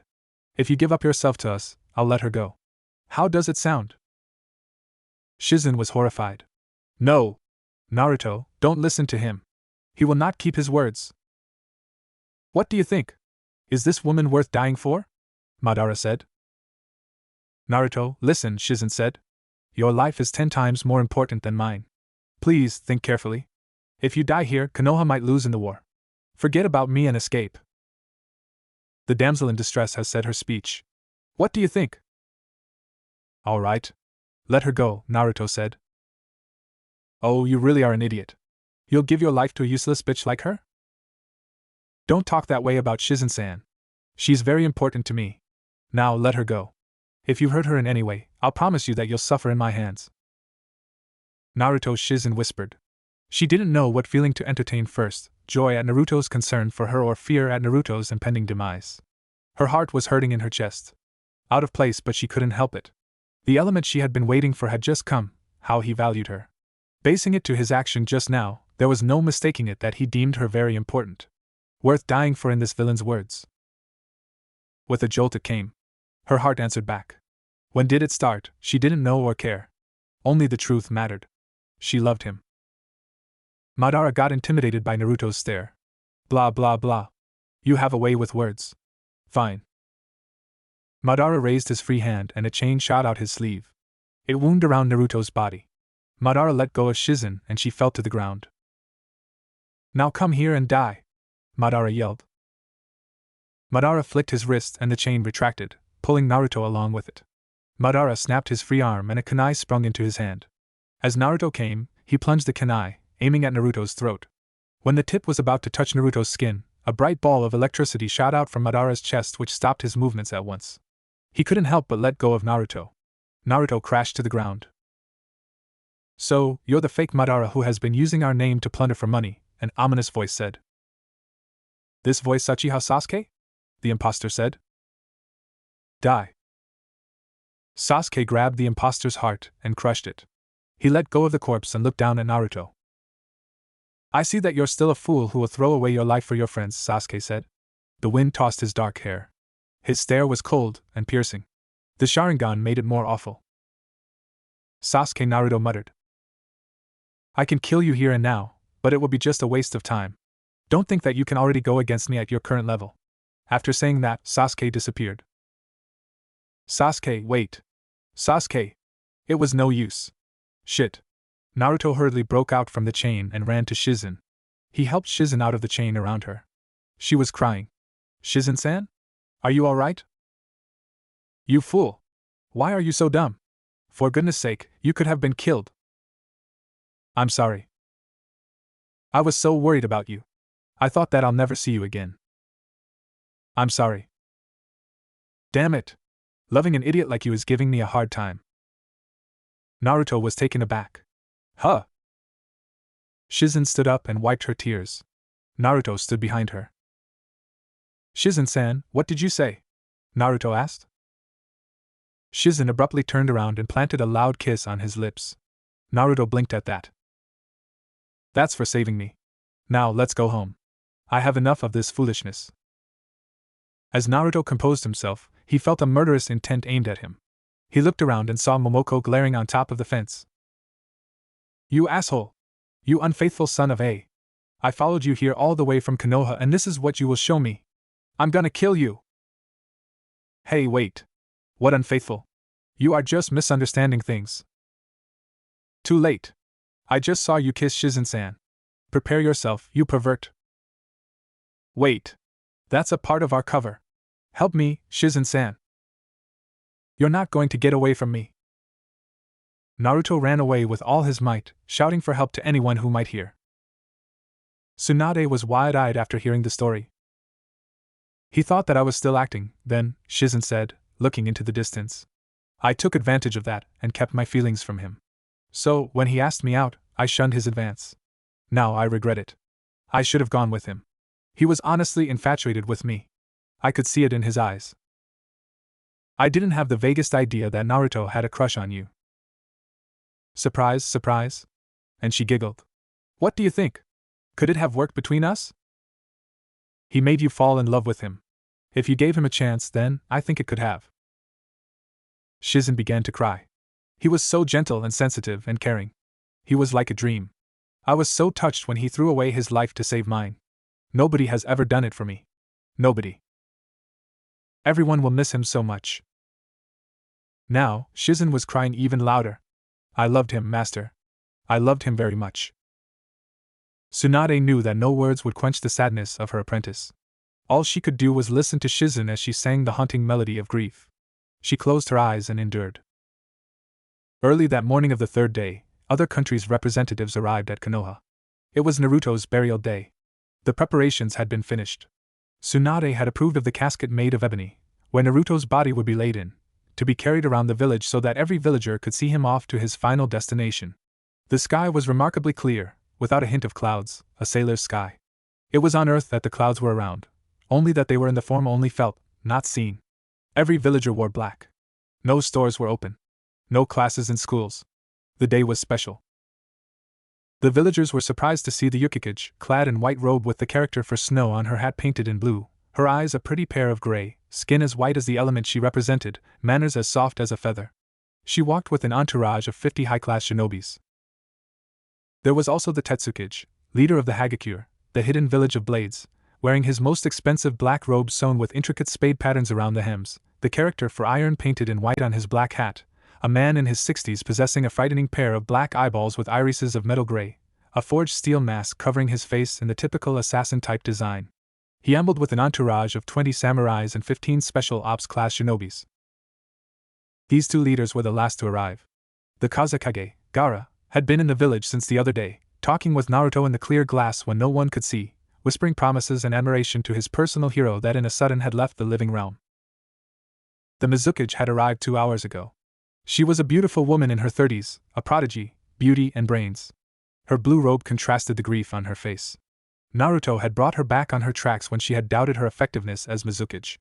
Naruto had accepted her eccentric nature of being a maniac for attention, saying to her, "As long as you make yourself shine in ways not offensive to children, your attitude of being greedy for attention will never ruin your reputation. Anyway, it's important to a Mizukage to be popular. I, too, am hungry for attention, but I'm not good as you in getting it. Sometimes I even piss off people because of that. But I also want men to pay attention to me," she had replied. Naruto laughed at her. "They are always paying attention, but you know us men. Most of us just keep it secret. Do you find me attractive, Naruto?" Naruto scratched at his cheek for an itch only existent when he was shy. He looked away. You could say that." She suddenly kissed him on the cheek, stood up, and faced Naruto with regal authority. "Now, shinobi of Konoha, have a safe trip home. Please visit me sometime, okay? I really enjoyed our conversations." She hadn't expected that it would be the last conversation she would ever make with the man she owed her resolve from. She had cried inside her room provided by Tsunade after seeing him in the cold glass. The Reikage had the smallest entourage. The large old man with a white goatee and spear-shaped mustache had only his brother Killer Bee and 4 other shinobis with him. Not that it would make a difference in their security. He and his brother were strong enough to take care of everything. Besides, being in Konoha, they knew that they were safe, not to mention the truce which had already taken effect. Last night, Killer Bee had stood for 20 minutes in front of Naruto, just staring at him. When he was about to leave, he put his right hand over the glass directly above Naruto's face. He left one of his 7 swords beside the glass encasement, and went back to his room. For him, Naruto had been a brother, a disciple, and a friend. Naruto was the only other Jinchuriki, container, that was able to control the massive, evil chakra in him. In that aspect, they had had a strong bond. He would treasure that bond forever. One of the 3 leaders that had cried after seeing Naruto, the Mizukage and the Kazekage were the other ones, was the Tetsukage, the short old man with a severe disposition. The moment he arrived, limping to the encasement, supported by 2 of his personal nurses, his big nose crinkled and clear snot came out. Then, without caring for reputation or shame, he sobbed. "Among the children I spent a little time in my life, The boy with the head of the sun and eyes of the sky was the only one who so courageously revived the person I was born as. I had forgotten who I was and led a life of severity and perfection. He came and reacquainted me to the child I had been once, the clumsy, no good child who only thought of making his dream come true, he had told Tsunade. I consider him my grandson. I love him and will miss him. I thank Konoha for giving me the chance to share a part of my life with an amazing boy. Tsunade knelt down and embraced him, telling him that she understood. The ceremony started at 9 of the clock. There had been a small dispute over the selection of the people who would carry the casket. In the end, Tsunade had given Sakura, as Naruto's closest friend, the authority to select. She had selected Shikamaru of the Nara clan, Niji of the Hyuga clan, Kiba of the Inuzuka clan, Sai, a former Root Anbu and a friend, Yumino Irika, Naruto's first trusted teacher, Rock Lee, a rival, Yamato, the substitute handler of Team Kakashi, and lastly Kakashi, who had watched over Naruto as a teacher and as a father. A young priestess led the procession. She carried Naruto's forehead protector on a pillow. 2 Anbus held up the Konohagakuru's flag with the swirling leaf emblem and the flag of the Land of Fire behind her. Then, it was Naruto's casket. The 7 Kages were in 2 neat lines behind his casket. After them were Naruto's loving friends and the villagers.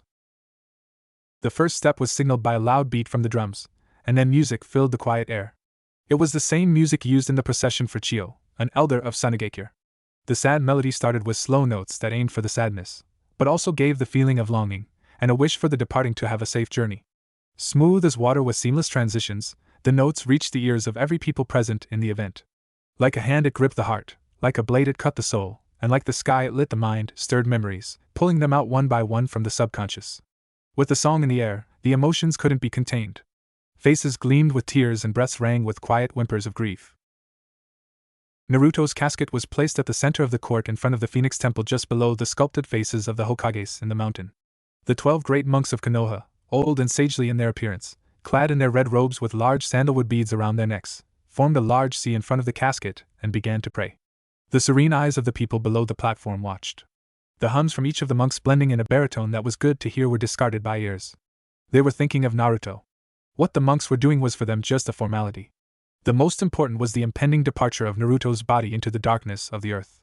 Somehow they had identical urges to flee so that they would be spared from the pain of watching helplessly, as their hero's body was being lowered into the ground. However, they knew that they wouldn't flee, be there that urge or not. Until the last, they would be with Naruto. At least, wherever he was, he would think that they loved him as he had loved them. At least, they could do what they could not when he was still alive. This was their last chance to show their appreciation. They would give him what he had always wanted, to be acknowledged by the whole village. The burial was a solemn event. The next morning, Sakura woke up with tears in her eyes. She had dreamed of Naruto. Her mother had let her sleep without demanding anything from her like eat or take a bath. She thought her love for her mother had increased because of that. She rotated her head towards her lamp table and reached out for the framed picture of Team Kakashi. Now, she was all alone. Sasuke had been the first to disappear from her life. Now, it was Naruto. She wondered how she could endure another morning with only herself as companion. Thinking about it, she had relied on Naruto too much that she hadn't thought of what she would do when the time came that she had to fend for herself. She missed him, already. Usually, she would be at the window early in the morning, waiting for Naruto who regularly jogged around the village. Every morning as he passed by her house, he would shout, "If you sleep too much, you'll get fat." Not knowing that she secretly waited for him to pass by. It had been a routine. And now, that sweet, little ritual would never happen again. She got out of bed and washed her face. In the kitchen, she arrived on her mother unconsciously stirring her coffee, looking out of the window. She found it strange to see her mother like that. "Mom?" Mrs. Haruna looked at her, trying to give a small smile. "Hi, honey. Good morning." You could have said that more energetically. She sat beside her mother. "How are you?" Sakura put her hand over her mother's. "Mom, I'm okay. Honest. I'm a little bit sad, but I'm okay. Don't worry about me." Mom nodded. "If you say so. What do you want to eat?" She finally realized that her mother hadn't made breakfast yet, unlike the usual. "Anything, I guess. A hot chocolate for starters." "Okay. I'll make something for you." Mrs. Haruno stood up. She went to make Sakura a cup of hot chocolate. Once finished, she put the frying pan on the stove and fried some bacon and eggs. Sakura sipped her chocolate quietly, watching the clouds roll by outside. Mrs. Haruno set the plate with the eggs and bacon on the table. I'll cook some rice. Could you wait a little while? As her mother went to wash the rice cooker, Sakura said, It's all right, Mom. I'll settle for bread. We have some, right? I think there are leftovers from last night. But is it really all right? It's fine. Mrs. Haruno heated the bread in the oven and brought it to the table. Both of them began to eat. Sakura stood up after she had finished 2 breads. I should be going now, Mom. It's still too early. I will drop by Naruto's grave before going to the hospital. I see. Take care then. Thanks, Mom. I love you. After taking a bath, Sakura was on her way. Naruto's grave was at the center of a patch of land in front of the Phoenix Temple. The grave was marked by a small obelisk erected at the center, surrounded on the ground by white blocks of sediment arranged in a circular pattern. The patch of land was fenced with wrought iron coated with melted brass, and now the sun glinted on the metal fence, making it appear like gold. Sakura was surprised to see Gaara standing in front of the obelisk. Temari and Kankuro stood at the fence, obviously trying to ignore what Gaara was doing. Gaara noticed her presence. Sakura-san, good morning to you. Hi. I thought you already left yesterday. No. I stayed for another day. It will be a long time before I can visit him again. Gaara produced 3 sticks of incense, lit them up, and planted them in the jar of sand where few consumed sticks of incense were. This is my last chance to say my thanks to him. This is a little surprising. Gaara faced her. Do you still have a grudge against me? Sakura blushed under his stare. It was sincere in its intensity. What do you mean? I did attack Konoha once. Haven't you forgotten it yet? No. Of course, not. Then why is it surprising for you to see me here? It's just that I've never known that you value Naruto this much. Ah. Yes. I'm sorry. I am what I am now because of him. I owe him a lot, Sakura-san. He was my savior. He cast him a meaningful glance. I take it that you were his girlfriend. It was more of a question. Sakura's face reddened. No. I was only his friend. You sound like Temari when confronted with the same question. Temari threw a rock at him, but his sand floated from his gourd and caught it in midair. Stop it before I drag you out of here, you stupid brother, Temari said. Off Sakura's confused look, Gaara said, I see that you can't believe my older sister can treat me like this, now. As I said, Sakura-san, I'm not the same killer I was. I'm now the leader of Sunigakure. I found it fun to tease people around me every now and then. And because it will be a very long time until I am again able to talk with you, I will tell you a little secret. Temari was in love with Naruto, and she had cried over him many times. Gaara. Sakura giggled. Gaara offered her a small smile. I hope that we can be friends, Sakura-san. I apologize for my cold attitude towards you and the others in the past. He offered his hand. Sakura took it. Of course, we can. I promise to visit if I have time. I'll not look forward to that. Come, but never promise. You're always welcome anytime. Bring some of your friends and I'll be sure to throw a huge welcoming party. All right. Then I'll not promise, but I'll count on the party. Goodbye, Sakura-san. Gaara went to his siblings. Temari pinched his cheek and he uncharacteristically apologized. He gave Sakura a nod before carrying on. That small conversation with Gaara lightened the burden in her chest. Naruto had accomplished one of his dreams, having faithful friends. Maybe out there, wherever he was seeing this. She was sure he was happy. Maybe, now, she could accept that no matter what she did, he would never come back. Even if it was painful, she would try. Momoko had been waiting for Tsunade ever since the crack of dawn. She was outside the closed office, crossed arms, and enduring the impatience that so itched her dark skin. The hallway was quiet. Nobody was strolling to and fro, unlike in usual weekdays. Outside, she could see the leaves being ruffled by the wind and the sky was clear. Man, when will someone show up? She muttered, staring with resentment at the stairway leading to the 4th floor. She tried to imagine seeing someone, anyone, coming up and greeting her, and then she sighed. What she was trying to do was childish. They're so late. A few seconds after, Shizen showed up, her head bobbing as she ascended the stair. Momoko-chan? She said as she approached her. Shizen-san. Have you been waiting for Master Tsunade? Yes. Where is she? The question should be if she would show up. She told me that she would not come today. I'm sorry. She wanted to be alone to think through things. What is it that you want from her? Momoko was disappointed. It's nothing, really. I'll just come back tomorrow, then. It's not nothing, right? You would not wait like this if it was. I will tell Master Tsunade if it's really important. Momoko stared at Shizen for a time. She was debating with herself. I'm not sure if you will believe me. Then you are also not sure if I won't believe. Come on, tell me. My instincts have been bothering me ever since last night. It's I can't tell it, after all. You're intriguing me, Momoko-chan. My heart is starting to beat fast in my chest. Is it something like you just discovered the lost scroll or Mimune's treasure? No. Of course not. It's not like that at all. I can't explain it. It just occurred to me. I don't know how to call it. A hunch, maybe? Premonition? I don't know. But you know about my clan, right? The general knowledge about our animal instincts? It's that. You are scaring me, Momoko. Can't you just tell me what it is? I feel that Naruto is still alive. Shizen frowned. That's not a good joke to start the day, Momoko. Don't go crazy on me this early in the morning. We just held Naruto's burial yesterday. I knew you would not believe me. It's too far-fetched. But Shizen-san, I always feel like this whenever there is an incoming storm or an earthquake, a calamity, a dispute danger. This is the same feeling I get when something terrible is about to happen to me. Shizen-san, right now, I have that same feeling or whatever it is that you might call it. It itches inside of me. I feel that Naruto is still alive. But you saw him, didn't you? I saw him, too, and I couldn't have mistaken him for someone else. Momoko, Naruto is dead. Aren't you just denying that? No. I will not deny that it was him. But still. I know you're still upset with what happened. It's hard for everyone to accept that he is dead, but you should try your best to move on.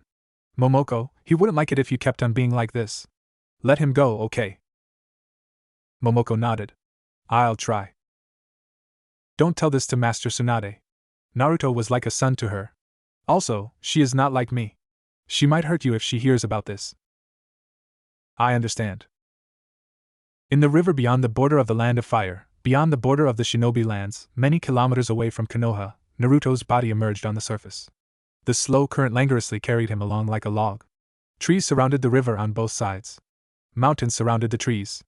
A herd of 5 deer drinking from the bank glanced up, intrigued, and watched as the body went by in front of them. Vultures circled above, waiting for the water to take the body to the shore. But the river seemed to sense the danger and kept Naruto in the center. A school of small fishes swam underneath him like personal guards. An eagle screamed and chased the vultures away. The vultures, cowards as they were, fled from the mighty talons of the King of the Skies. The eagle perched itself on a branch and looked down at Naruto. When Naruto went beyond its sight, the eagle would fly to another branch. It was overseeing Naruto's safety. Naruto drifted on the river for another 2 days. Hiromi sang a song as she swung in rhythm the wooden bucket in her right hand. She was a cute 8-year-old child with beautiful black hair and big, round eyes. Her voice was like coming from a flute in its clarity and sweetness. It was not a wonder that when she grew up she would be a great singer. Little steps will take me to the stream. Little work will make my mama beam. Little smiles will make Hiromi happy. Little this, little that will make Hiromi queen. Na-na-na, na-na-na, na-na-na, na-na. She reached the river, put down the bucket, and ran towards the water. Her cute little laugh echoed in the forest as she danced in the shallow part of the river, relishing the cold feeling of wetness on her skirt. She stopped, stooped over, and scooped some water to drink. The clean liquid refreshed her throat. Then she danced again, her errand temporarily forgotten. The eagle screamed in the sky. Hiromi stopped and looked up. She saw its wide wings that blocked some sunlight, covering her face with shadow. She smiled and mimicked the eagle.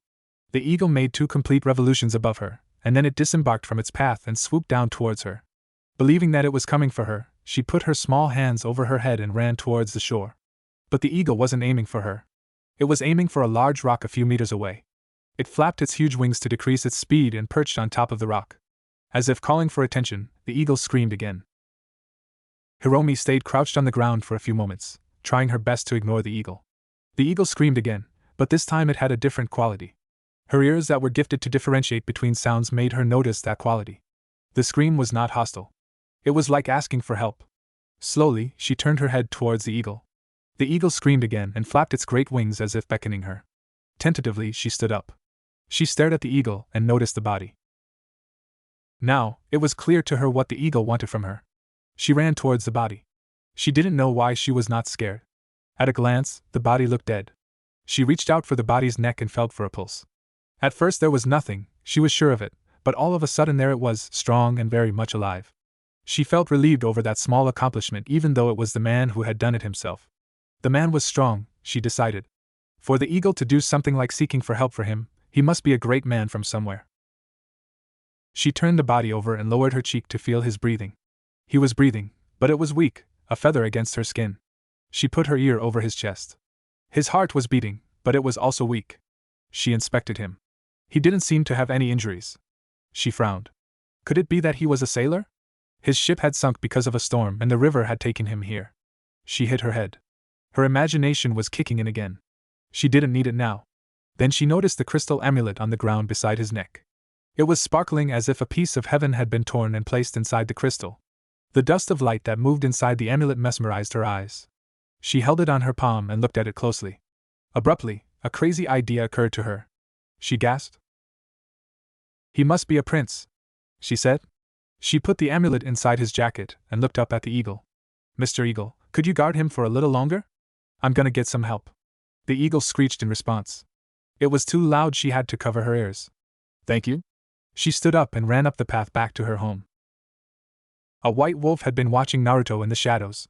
He could not go near, or was more afraid to go near, because the eagle who had robbed him one of his eyes was guarding Naruto. He paced behind the thick bushes. The little girl had gone for help and any time soon help would come. He needed to act now. But how? That eagle was a formidable opponent. Kinjo, what are you doing here? It was another wolf.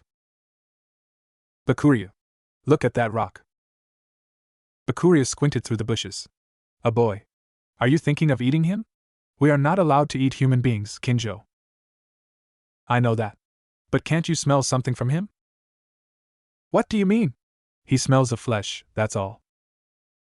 Can't you smell it? Bakuryu looked at him. No. He smells of Myobokuzen, the village of toads. Bakuryu sniffed again. My nose is not that sharp. All I can smell from him is the river. We need to get him. I think he is a shinobi. Why didn't you say so? Come on. Wait. Yudai is with him. Bakuryu took a step back. Yudai? He glanced up at the eagle. He has been guarding the boy. I'll call the pack. Bakuryu loped into the forest. He brought 22 wolves with him. Oh, a boy. So you are finally coming to your senses, Kinjo-sama. He looks tasty, a wolf said. He is not food, Kinjo said. Then what is he? The air of Myobokuzen is on his skin. He might be a shinobi. Really? Then let's get him. Kyujo, he is with Yudai. It will not be easy. Suddenly, the eagle screamed twice. The wolves jerked their heads toward it. He is calling for help. He might have already sensed us, Bakuryu said.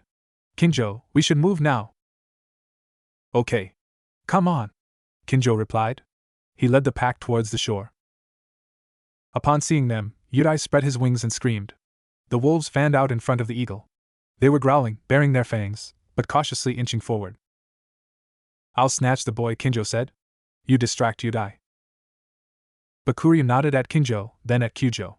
They made two subgroups and moved from both sides of the eagle.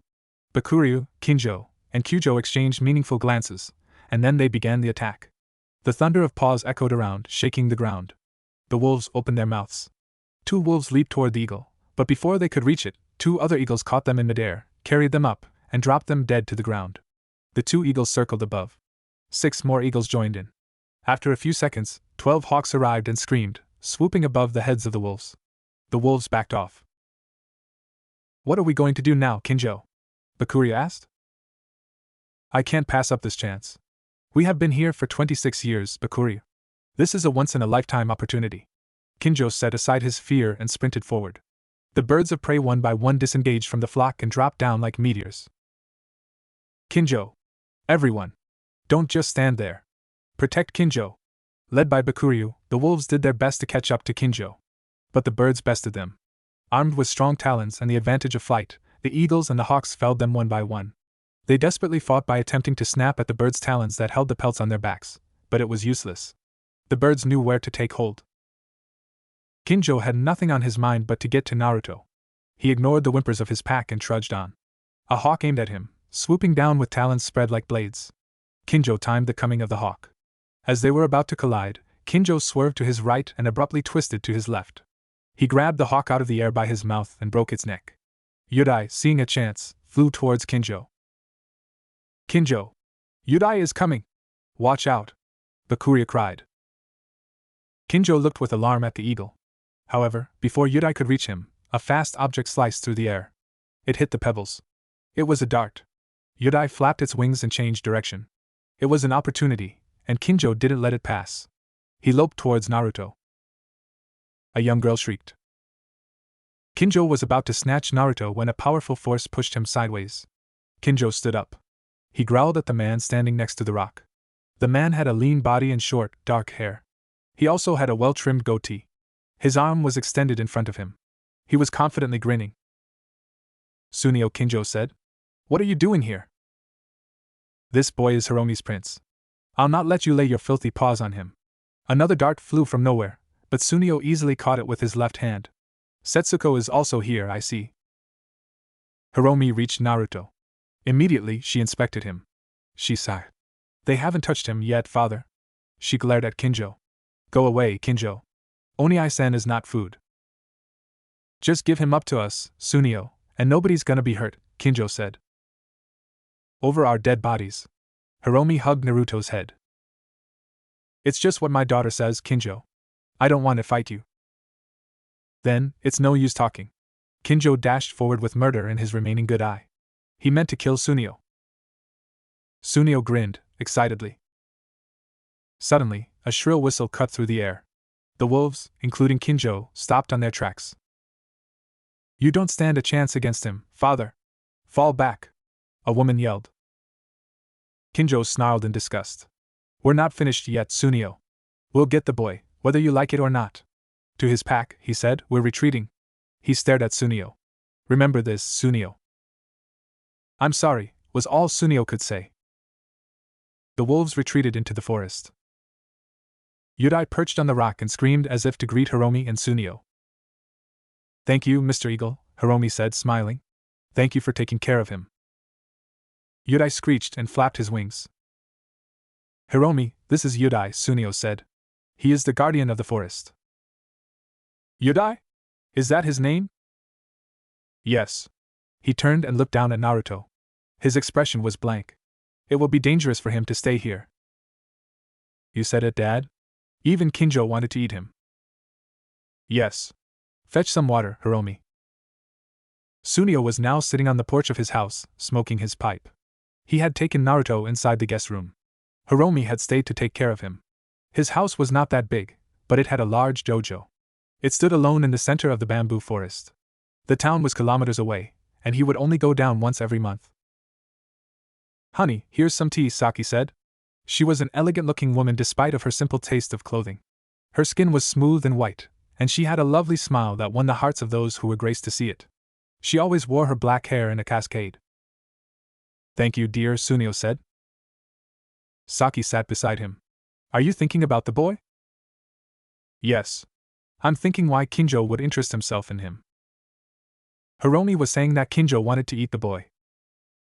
You know Kinjo, honey. He would never do that. Even if he was already starving, he'd rather die than eat a human being. What if he just wanted to give him to Setsuko, she said, smiling slyly. I mean, the boy is cute.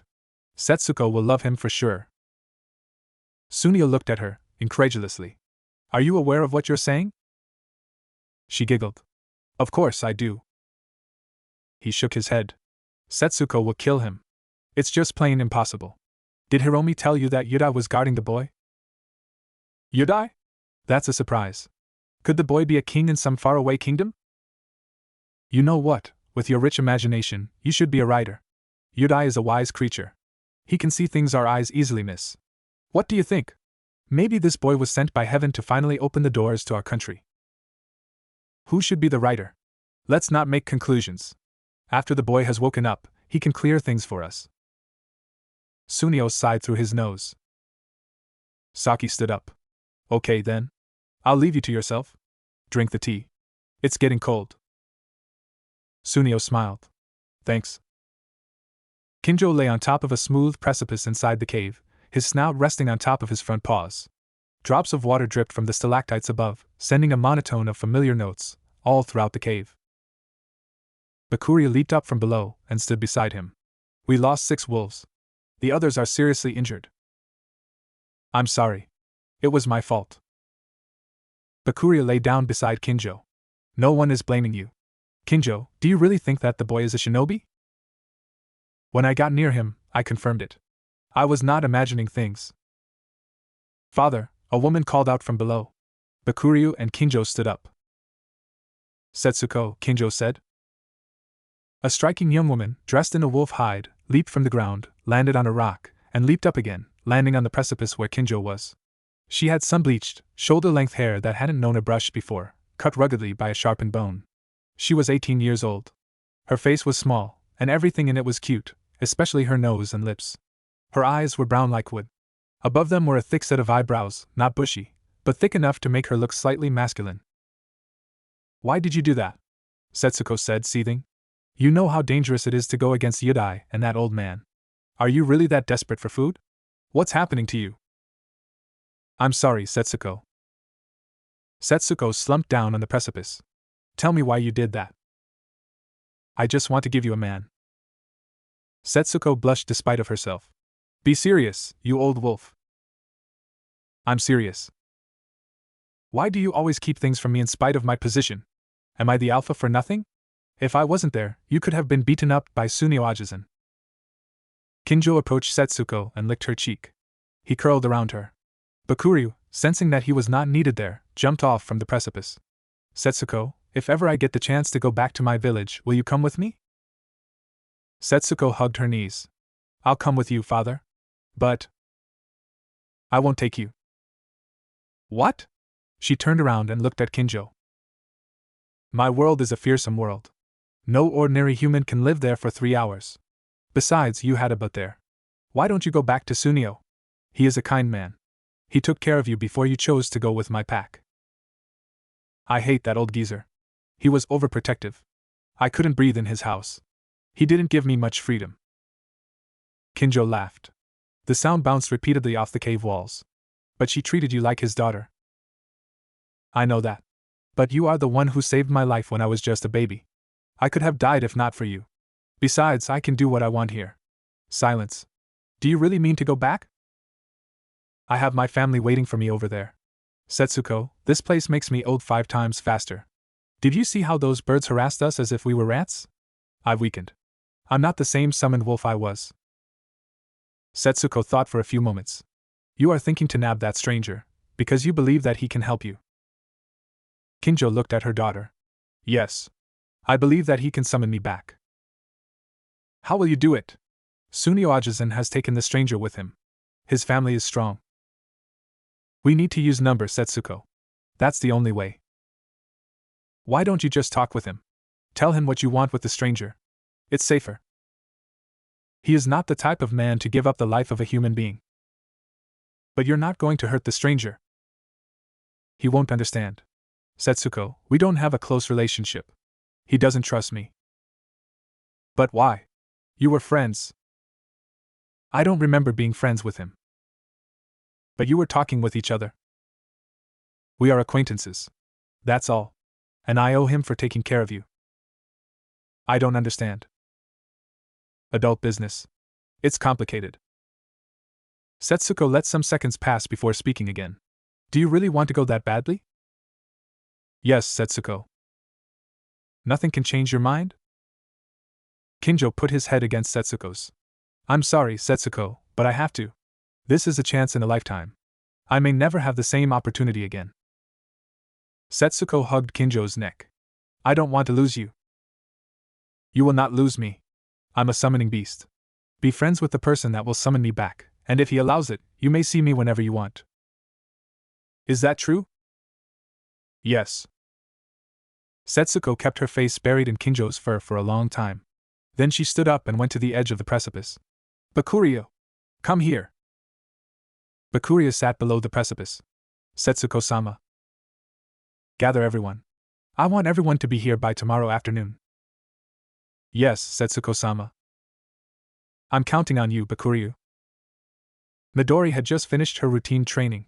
As she walked down the hallway going to the house proper, the wooden butt of her lance, the crescent moon, clucked with every step she made. She was a pearl. Her jet-black hair, which reflected the sun, tied in a ponytail, bobbed as she crossed the wide floor of the dojo. She was white like snow, but her skin had a splash of pink, and now, because of the blood that rushed through her veins because of exertion, it was more noticeable. Her hands, even though calloused and overworked, still possessed the tapered shape of feminine gentleness, and she always kept her nails short and clean. She had a tiny waist, and her breasts were full despite her age of only 17 years. Her eyes were a lovely pair of green, flecked with hazel. Her nose had a symmetrical shape, almost as if sculpted, and her lips the reddest of their kind. But the most mesmerizing feature she had was not anything said above. It was the dimples on her cheeks, the area just below the eyes. When she smiled, they appeared and struck every heart with thunder. She met Sunio as the latter turned from the corner going to the porch. She smiled at him, showing her perfect set of white teeth. Hi, Dad. Midori? Finished already? I was just going to watch you train. I skipped the fifth dance. I suddenly got hungry. Eat then. He called out to Saki, Honey! Little Midori is starving. Kill one bear. Daddy? Sunio laughed. I wanted to spar with you a little. Sorry, Dad. I'm already out of the mood.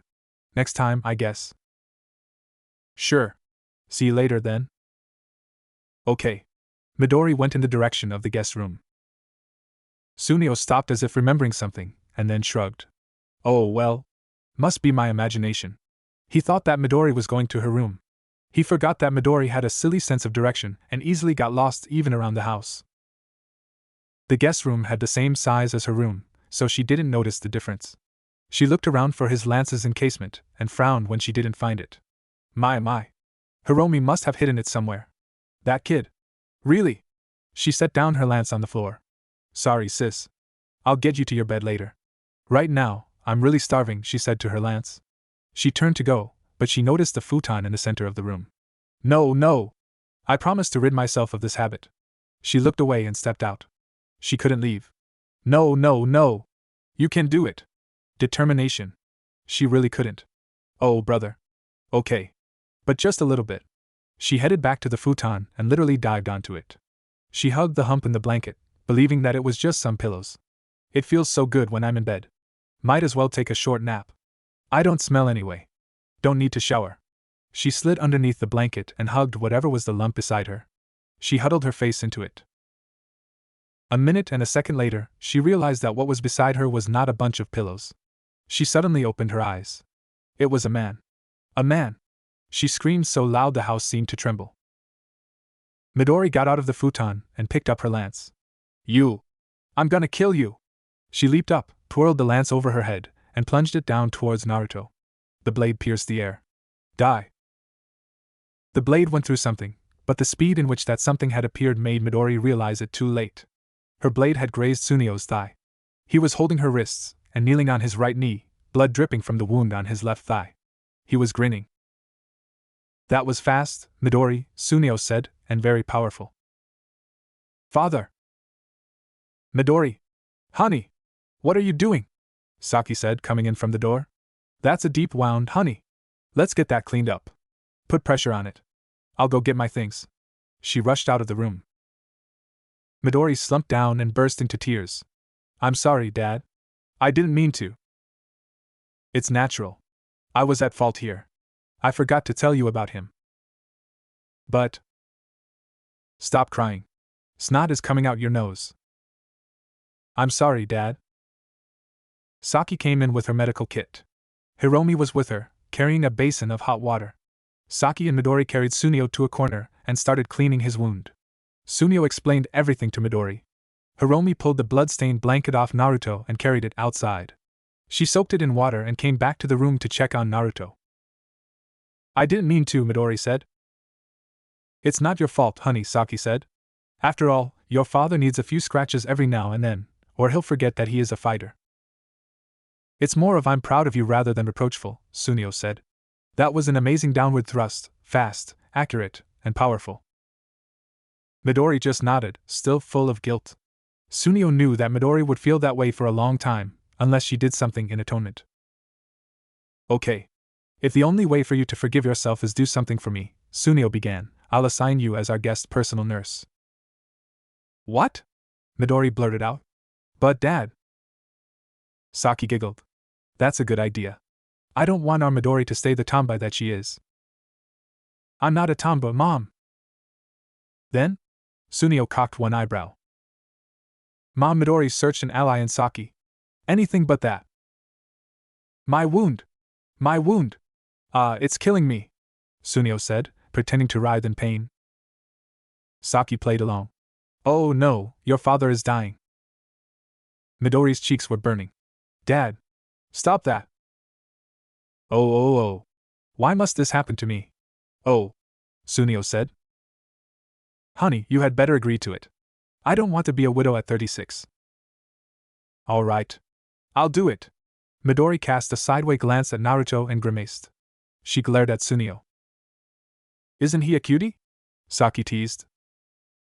I won't forget this, Midori said. Midori is cute even when mad, Sunio told Saki. They would make a fine couple, Saki said. Midori slapped Sunio's wounded thigh. Sunio howled in pain. Mom, my daughter is rebelling against me. Mom. Midori stood up. Mom, I'm hungry. I've sliced up a watermelon in the kitchen, Saki said. Hiromi, honey, go and eat some, too. Hiromi set the towel aside. She had been wiping Naruto's face all along. Mom, I'll leave the towel here. Okay. Hiromi smiled at Midori. She held her hand, and they went to the kitchen. Midori furiously gobbled the sweet, pink flesh of the watermelon. Hiromi ate hers with grace across her, the lady between the two. I can't believe them. Why me? Aren't you already taking care of him? Midori said. You take care of him in the afternoon till evening. I'll take the mornings, Hiromi said. Don't make the schedule by yourself. But you train in the morning, right? Even so, Midori went back to eating. Hiromi giggled. But isn't he cute? I think he's not from around here. I don't see a lot of men with that kind of hair in this country. His mom must have been blonde. I don't think so. A woman's blood is weak. I'm sure he got it from his father. Midori chewed and swallowed. How come you know so much about these things? Because I read more than train. Father said that I should be the scholar of the family, while you take on the Akabari's dancing lance style. I only train enough to hit and run. It doesn't change anything. I don't know how to nurse someone. All I know my whole life is how to hold a lance. It's easy, Wani-chan. All you have to do is think of him as me, Mom, or Dad, and everything will come to you. Hiromi stood up and took her plate to the sink. Anyway, all you have to do is watch over him. What do you mean? Are you saying that I must sleep in the same room as him? Yup. Until he wakes up. What? Hey, that's not funny. It's a part of your job, Wani-chan. He needs someone beside him when he wakes up. Your plate, please. Midori handed over her plate. Can we swap over? I mean, I'll tend to him in the morning. That's okay with me. Hiromi began washing the plates. But can you handle changing his clothes and cleaning him? What? So? Damn it. Why is it that all of you are so fixated with him? I can't understand. Dad and Mom are acting suspicious, too. I like him because he is cute. She rinsed the plates and wiped it dry with clean cloth. Did I tell you that Yudai was protecting him from Kinjo? Midori turned around from her seat to face Hiromi. Yudai? Yup. You know Yudai? The eagle? Father and I saved him from Kinjo. Yudai had called his birds to fight against the wolves. He never left Oniai-chan's side. Hiromi smiled. See? Now you're interested. I'm not sure, but I think Father thinks that he is someone special. Yudai must have thought the same, too. That night, while eating dinner, Midori kept her silence as her family bantered with each other. She didn't even feel like listening to them. She stood up from her seat. I'm finished. You're always conscious of your weight, Midori. Are you doing this so that our guest, Sunio, caught something going for his left eye? It was a chopstick. Whoa! Mom, our daughter is trying to kill me. Hiromi suppressed a giggle. Saki said, That's not nice, Midori. Apologize to your father. And you, honey, stop teasing Midori. Sunio put the chopstick down and resumed eating the rice from his bowl. Okay. My bad. But what about the apology? Saki looked at her daughter. Midori? Midori looked down. Sorry, Dad. Sunio pretended to be irritated. Your sorry won't bring back my appetite. Man, the rice has turned bland. He suppressed a smirk. Maybe a kiss on the cheek would, wow. Saki was pinching his side. That's enough, honey. Stop treating her like a child. All right. You're forgiven. Sunio glanced up at Midori. But be sure to take good care of our guest, Midori. That seriousness caught Midori off guard. She looked away. I can't promise that, Dad. I'm not good at these kinds of things. Just promise me that you'll not hurt him, at least. That's all I'm asking. Is that all right? Midori glanced at Sunio. Sunio's stare was piercing. I'll try. Good. Sunio resumed eating. Excuse me, Midori said and left. When she was in the hallway, she heard Sunio and Hiromi burst out laughing. You see how she blushed when I told her about our guest? Sunio said. A vein throbbed on Midori's temple. Geez! She muttered, clenching her fist. She walked with heavy feet towards the guest room. Midori stood in the doorway, staring at the face above the hem of the blanket. His face was serene. What should I do? Watch over? How should I watch over you? She tentatively made a step forward, being careful not to make any noise. When he didn't move, she closed the door and went on. She folded her knees and sat on her calves beside his futon. Her heart was beating fast. Her face was burning. She gulped. You are indeed better looking than most men I've seen before, she muttered. She caught sight of a glowing thing inside his shirt. Intrigued, she pulled at the string around his neck. The glow came from the crystal amulet. She leaned over to have a better look, not noticing that she was closing the distance between their faces. The sparkling dust inside the crystal intoxicated her. Their faces were near enough to kiss now. She could feel his warm, feather-light breath on her face, but she was oblivious to it. The crystal had taken all her attention. Sakura? Began the weak voice. Sakura, is that you? Midori jumped, taking with her the amulet, pulling the necklace from his neck. His clear blue eyes were staring at her. She gasped. They were prettier than the amulet, gems the color of the sky. She finally noticed that the crystal was in her hand. She put it back frantically. I'm sorry. I'll call, she turned to go. Naruto caught her hand. Please stay by my side. Huh? I mean. Please. Midori stared into those blue gems again. In all honesty, she didn't feel any hostile intention from him. She was just imagining it. Please, Naruto repeated, and forced a smile. Oh, okay. I'll not leave then. She felt him squeeze her hand, and she had to stifle a gasp. He didn't let go. He closed his eyes and went back to sleep. She looked at their entwined hands and said to herself, Who is this man? How could he make me relax so easily? We're stranger to each other, and I'm not used to being with a man alone in a room, but why am I not intimidated? Who is he? Even after strength had already left his hand, and she felt it let go, she kept on holding him. Hiromi hummed a tune as she walked down the hallway in the direction of the guest room. Midori hadn't gotten up yet. It was unusual. Midori always woke up early to start her training. She was strict with herself, and she only missed a day when she was sick. When Hiromi slid open the door to the guest room, she gaped at what she arrived on. Midori had lain her head on the stranger's chest and was softly snoring. She was also holding the man's hand. Hiromi was secretly pleased. She stepped into the room. Midori heard the light thuds made by Hiromi and drowsily looked up at her. Good morning, Wani-chan, Hiromi said, smiling. I see that you have had a hot night. Midori's eyes widened and realized that she was still holding Naruto's hand. She pulled her hand from his and wiped it on her robe as if disgusted by his touch. Hi, sis. Morning. How was your night, Wani-chan? Oh, yes. He woke up last night. He talked to me. He talked about a Sakura or something. I didn't hear it well, but it's not important. What's important is he woke up. You seem to be quite excited. Hiromi smiled meaningfully.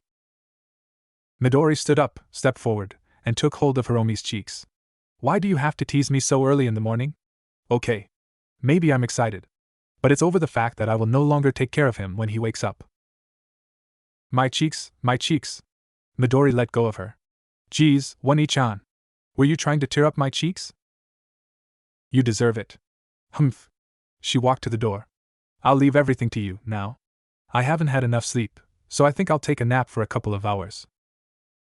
Did he open his eyes or he just talked?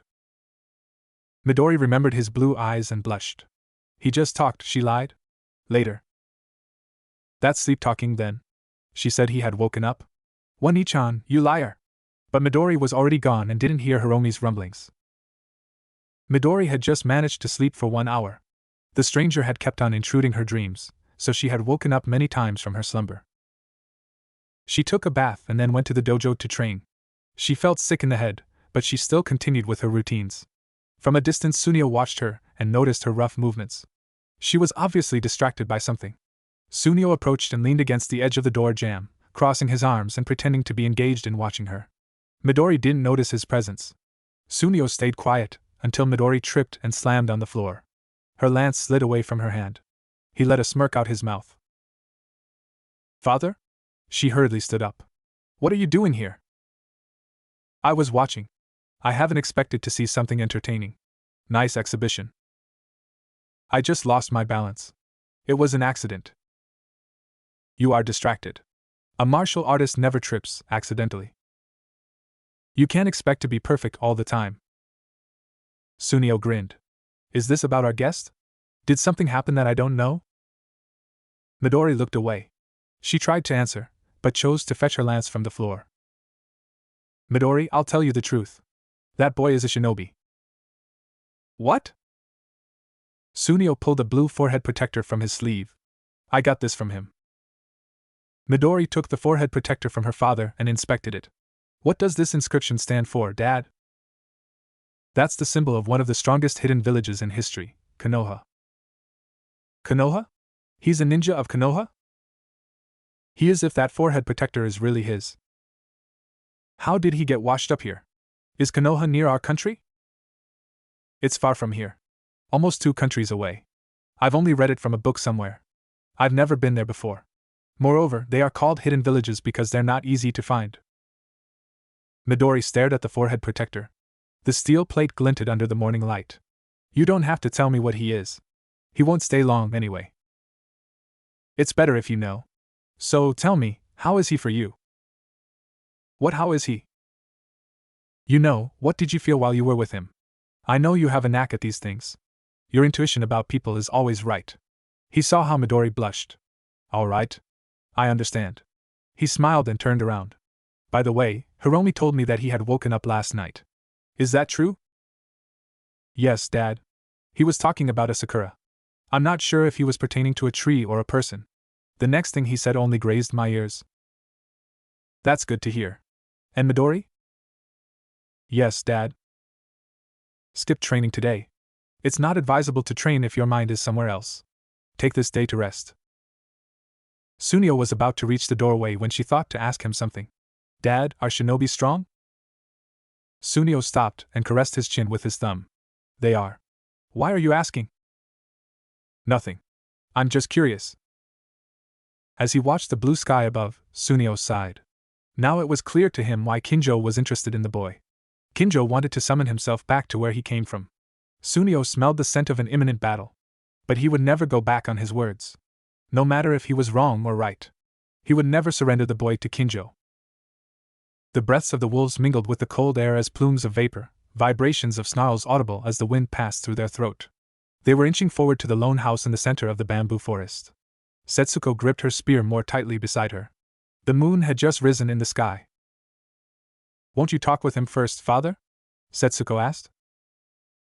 All right. I'll ask him once. Bakuryu, if need be, deactivate the seal. What? You plan to deactivate your seals? Father, we outnumber them. Why do you need to go that far? They are few, but they are strong, especially Sunio and Saki. We don't have a choice. Sunio was smoking his pipe in the kitchen when he felt their presence. Saki, who was washing the dishes, felt them too. Hiromi and Midori were in the guest room. Honey, I think we have visitors, Sunio said. His eyes turned into sharp slits, a killer's eyes. Saki's eyes became colorless, too. They must be here for our guest. Tell Midori to prepare. You take care of Hiromi and the boy. With a smiling face, Sunio stood up and went to the front gate. Kinjo went out from the bamboo forest. He saw Sunio. You know why I'm here. Just hand him over to us, Sunio, and I promise you that we will leave your family alone. Sunio looked around. I see that you've brought your entire family. The eyes of the wolves glowed as if in greeting. You know the answer to that, Kinjo. Then I have no choice. The wolves showed themselves, fierce and hungry, fangs bared and dripping with saliva. I thought I could talk it out with you. Sunio slipped his upper body out of his robe. His upper body was made up of lean muscles. He raised his arms in front of him and clenched them. The muscles around his body tightened and became more pronounced, more threatening. The innumerable scars on his skin told a history of wars and of love affairs with blades and arrows of all kinds. This man had been in hell. Bakuryu, Setsuko. I'll take care of him. You go and get the boy, Kinjo said. Bakuryu and Setsuko stepped forward, but to their surprise, two Sunios appeared in front of them. Where are you supposed to go? The Sunio in front of Setsuko asked. Do you think I will just stand there? The Sunio in front of Bakuryu said. No, no! Setsuko! Bakuryu! Kinjo cried. Meteor fist! Both Sunios sent a full power right straight towards Setsuko and Bakuryu. The fist seemed to suck in the air around them like a low-pressure area, and when they finally reached their final destination, a pulse of wind erupted and destroyed everything in its path. The bamboo in the pulse's path either cracked at its trunk or was uprooted. The rocks exploded as if bombed. The earth was turned into a ditch. Some of the wolves ran away, yelping in fear. The Sunio, who had been in front of Setsuko, turned to smoke. The remaining disappeared and reappeared at the front gate, arms crossed, lips curled into an impressed smile. Well, well, well. That was fast, Kinjo. Kinjo put Setsuko and Bakuryu on the ground. He had used his mouth to save them. But the Kinjo now was not the Kinjo earlier. He had grown big, 5 times larger than before. He had a green armor around his chest and leg guards on all 4. A necklace of fangs that had a wolf's skull as the center ornament hung around his neck. His left ear had a golden earring on it. So, you're finally going all out, Sunio said. Good. I'm rusting and I need some oil on my joints. Were you really planning to kill Setsuko? Kinjo's voice was now deeper and more powerful. No. If I was really planning to do that, no amount of speed could have saved them. I was waiting for you. I'm relieved. Then, let's start. Kinjo disappeared. Saki, take the children away. Midori, take care of Setsuko, Sunio said. Kinjo appeared 15 meters above. Sound release, sonic fangs. He shot out a single ha from his mouth towards Sunio. The speed of that bulk of shockwaves was more than 3,000 meters a second, and it reached the ground in no time. The impact pulverized the solid ground and crushed the wall of the dojo and the fence. You cannot escape from me. Kinjo disappeared again. I'm not planning to do that. Sunio sucked in air until his chest inflated bigger than a normal human could. His eyes trailed Kinjo's movements, and they moved as if tracking a restless fly. Got you! Sound release, sonic fangs! Kinjo cried. The bulk of shockwave cruised towards Sunio. Sunio pushed the air out of his lungs. The two masses of compressed shockwaves and air collided, causing a strong wind that howled as it pushed everything away. Kinjo dashed forward. Sunio put his hands together at his right hip as if holding a ball there. Now come, old friend. Kinjo opened his mouth. It would be a direct, close-range hit. He was face to face with Sunio. Ha! Sunio raised his hands and thrust them forward in Kinjo's direction. But Kinjo's attack was faster. The bulk of shockwaves hit Sunio. Fortunately, he had decreased the force of Kinjo's attack with his forward thrust. Kinjo's attack plowed him through the dojo wall. The friction it had produced against his body made his skin sustain a first-degree burn. His body smoked. Kinjo padded into the dojo. Is that all you got? Sunio was grinning. As I thought, I would never defeat you with only taijutsu. It has been 26 years ever since you spoke anything about shinobi art to me. Do you still remember? This is not the place and time to reminisce about the past. Sunio assumed a low stance. He put his left hand in front of him and his right fist at his hip. Let's finish this. As you wish. Saki was leaping from tree to tree. She had Hiromi under one arm and Naruto under the other. The bamboo forest was already way behind her. Bakuryu and Kyujo chased after her. The forest of gigantic trees stood in darkness, but somehow she could see her way through. She had worn her black operation attire, body vest, arm and shin guards, and an injado, dagger katana, on her back. "Mom, why is Kinjo attacking us?" Hiromi asked. "Don't talk. You'll bite your tongue." Suddenly, she felt something hitting her left shoulder. Her left arm instantly went numb, and she dropped Naruto. "Mom! Oni-chan is falling." "Shit." Saki changed direction. She propelled towards the tree in front of her and ran down against its trunk. Naruto was falling fast. Little by little she caught up with him. "Mom! I can see Oni-chan," Hiromi said. "Okay." Saki kicked against the tree to propel herself towards Naruto. She was about to grab him when a shadow passed in front of her. All of a sudden Naruto was gone. Saki put her feet against the tree she was about to bump into. She stood there horizontally, searching the surrounding. She walked onto a branch and put Hiromi down. The culprit stood 4 trees away from her. It was Kyujo. He had Naruto between his teeth. His appearance had changed. From the skinny wolf he had been, he was now 5 times larger. He was wearing an open shirt with torn edges and 5 silver earrings on each ear.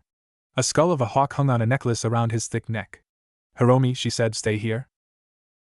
Blood ran out of Kyujo's nose. "Kyujo, escape with the boy!" Bakuryu cried. But he was too late. Kyujo reeled and lost his balance. He fell from the branch, his mouth losing grip of Naruto. Bakuryu deactivated his seal. As he leaped up towards Kyujo, smoke surrounded him, and he became 6 times larger and very muscular, a muscle-type wolf warrior. He caught Kyujo by the scruff of his neck and laid him down on the ground. Saki caught Naruto in midair. "Kyujo, get a grip of yourself. We're out of here." Bakuryu leaped up towards Hiromi. Saki was horrified when she saw Bakuryu grabbed Hiromi between his teeth and ran off. "Hiromi!" "Mom!"